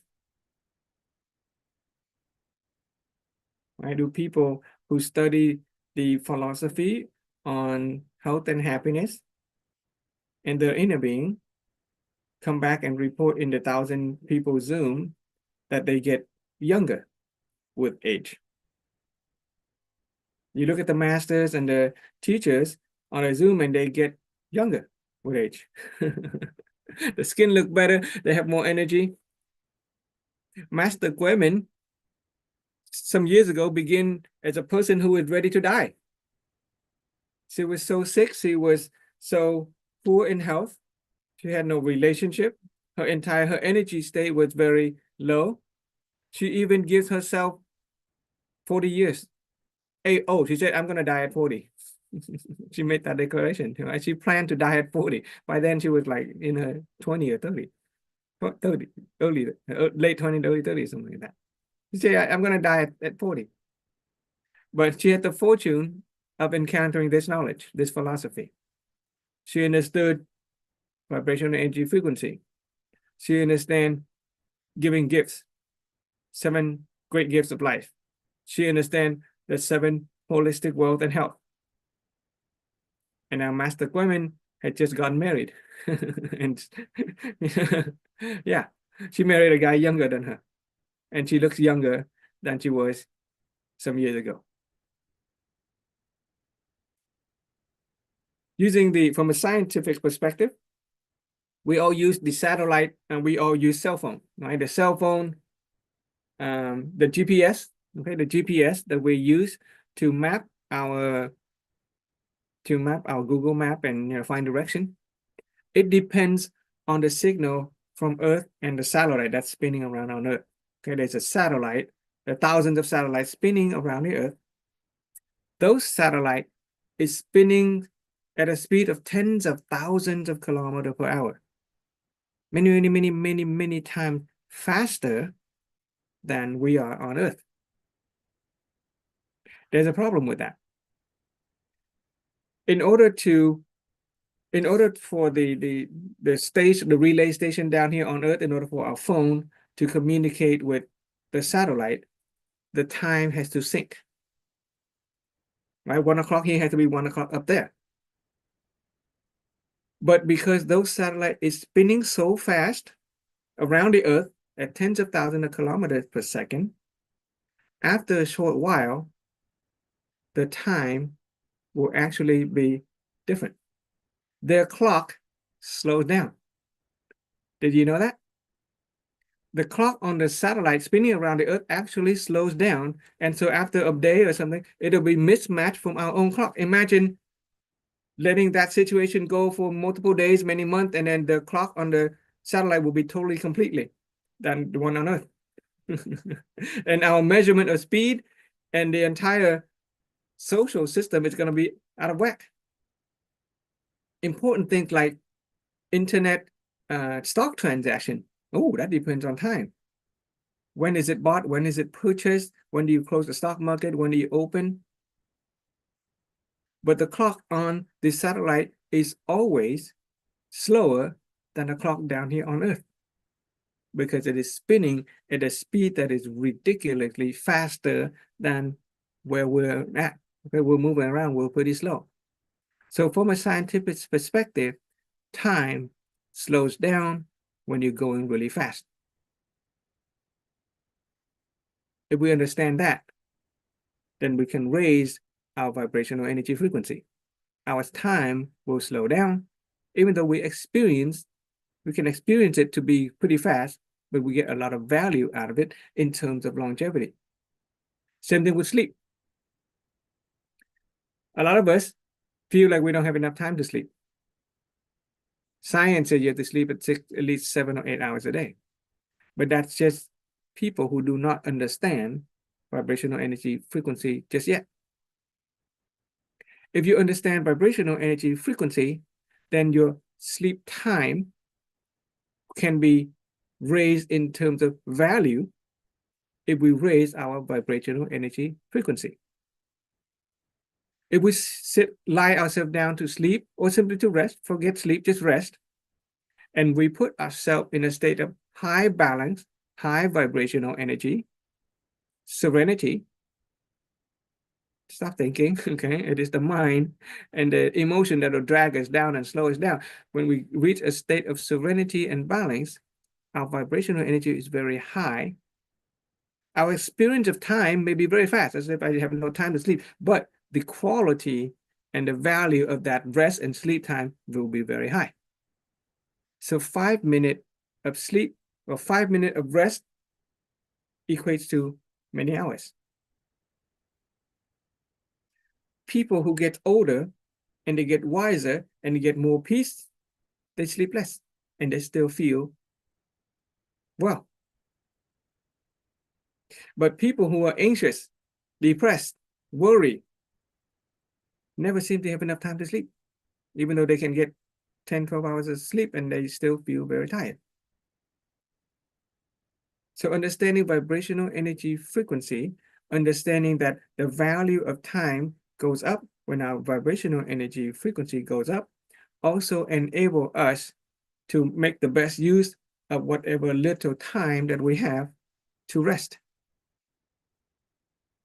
We can maximize our rest time by putting ourselves in a state of deep relaxation, deep serenity, no fear, no anxiety, okay? And that will maximize our rest. And when we are in a vibrational energy frequency that is high and ultra balanced, physiologically speaking, our cells in our body, okay, they will achieve a state of balance. Our cells is positive and negative. It has electromagnetic energy. especially around the cell membrane when the exchange of oxygens and nutrients and the excretion of toxic waste and then the absorption of nutrients. When the cell membrane is balanced, the exchange between positive and negative chemicals and good nutrients and toxic waste becomes maximized. We essentially heal faster. We get healthier faster when we are at a vibrational energy frequency that is high and ultra high, positive and balanced. Okay.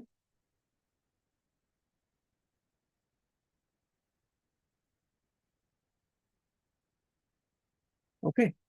Let's take lunch. Okay, what time do you guys want? An hour? Yeah? Okay. Anybody, do you want to say anything before we go to lunch? Impression, realization, question, mental activation time. Thank you, Frank. Yes, we like to share a bit. Yeah, you go ahead. Yeah. Talking about time, we're going to go to have lunch and put ourselves down just to rest, and we'll manifest to have that high vibration of energy frequency, so we have good rest. There you go. I am just so in awe, and I bow to your knowledge. Goodness, how do you learn it from Vietnamese and translated all of this in English? Well, I have a disadvantage that I turn to an advantage. I don't have a lot of time. Okay, so Oh. whereas some other student can spend 10, 8, 16 hours a day sitting in Zoom and listening to Master Tuan and other student classes after classes after class, I only have a few hours a week. Wow. I still work, okay, I still work for wage, 10 hours a day, and I have very little time. But I do, from what little I know, I go pretty deep. I think about it, I tie it together. And the advantage of knowing little is that you can make very good connection of what little you know. If you have a ton of stuff and it gets all cluttered, then it can get a little confusing. Right? So what started as a disadvantage, not having in as much time as other people, I'm able to make the best use of it. Okay, I think about what little I know, and then sharing is important. Mental activation, because every time I share, I understand it more. Okay, some of the stuff that I don't even think about, it just kind of come up. Your total causal knowledge. Okay, it is causality. Your total causal knowledge opens up as you share it with other people. And then, not only the wit, but part of my total causal knowledge is that I have taken other courses in the past, and it come back and they become useful as I use them to tie everything in.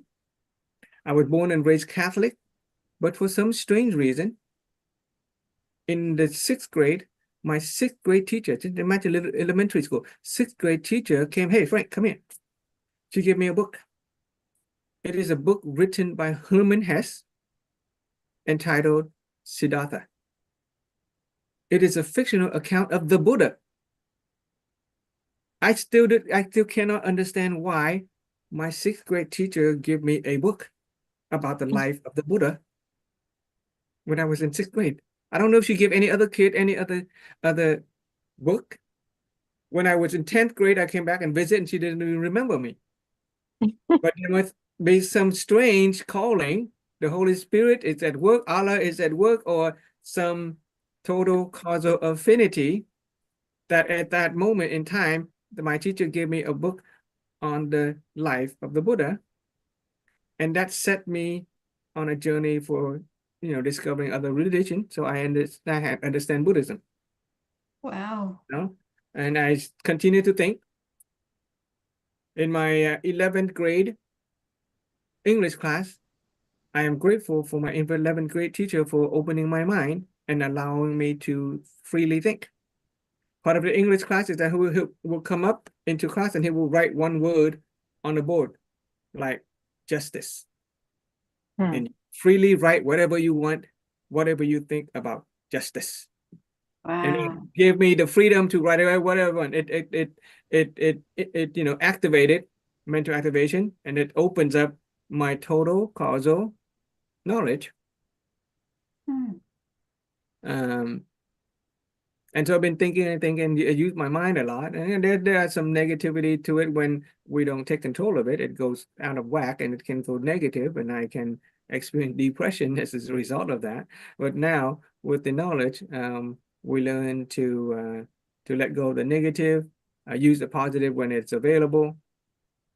I also study human and energy, universal energy, human and universal energy meditation. During the meditation, we energize our brain. Hmm. We do mental activation. We energize our brain. We get into a state of serenity, and sometimes knowledge just comes tying together. Wow. Yeah. Because you talk a lot about Christian. Christianity. Christianity, yeah. I thought you were Christian, belong to Christian. I was so- Catholic, born and raised Catholic, which is a branch of Christianity. Okay. Ah, okay.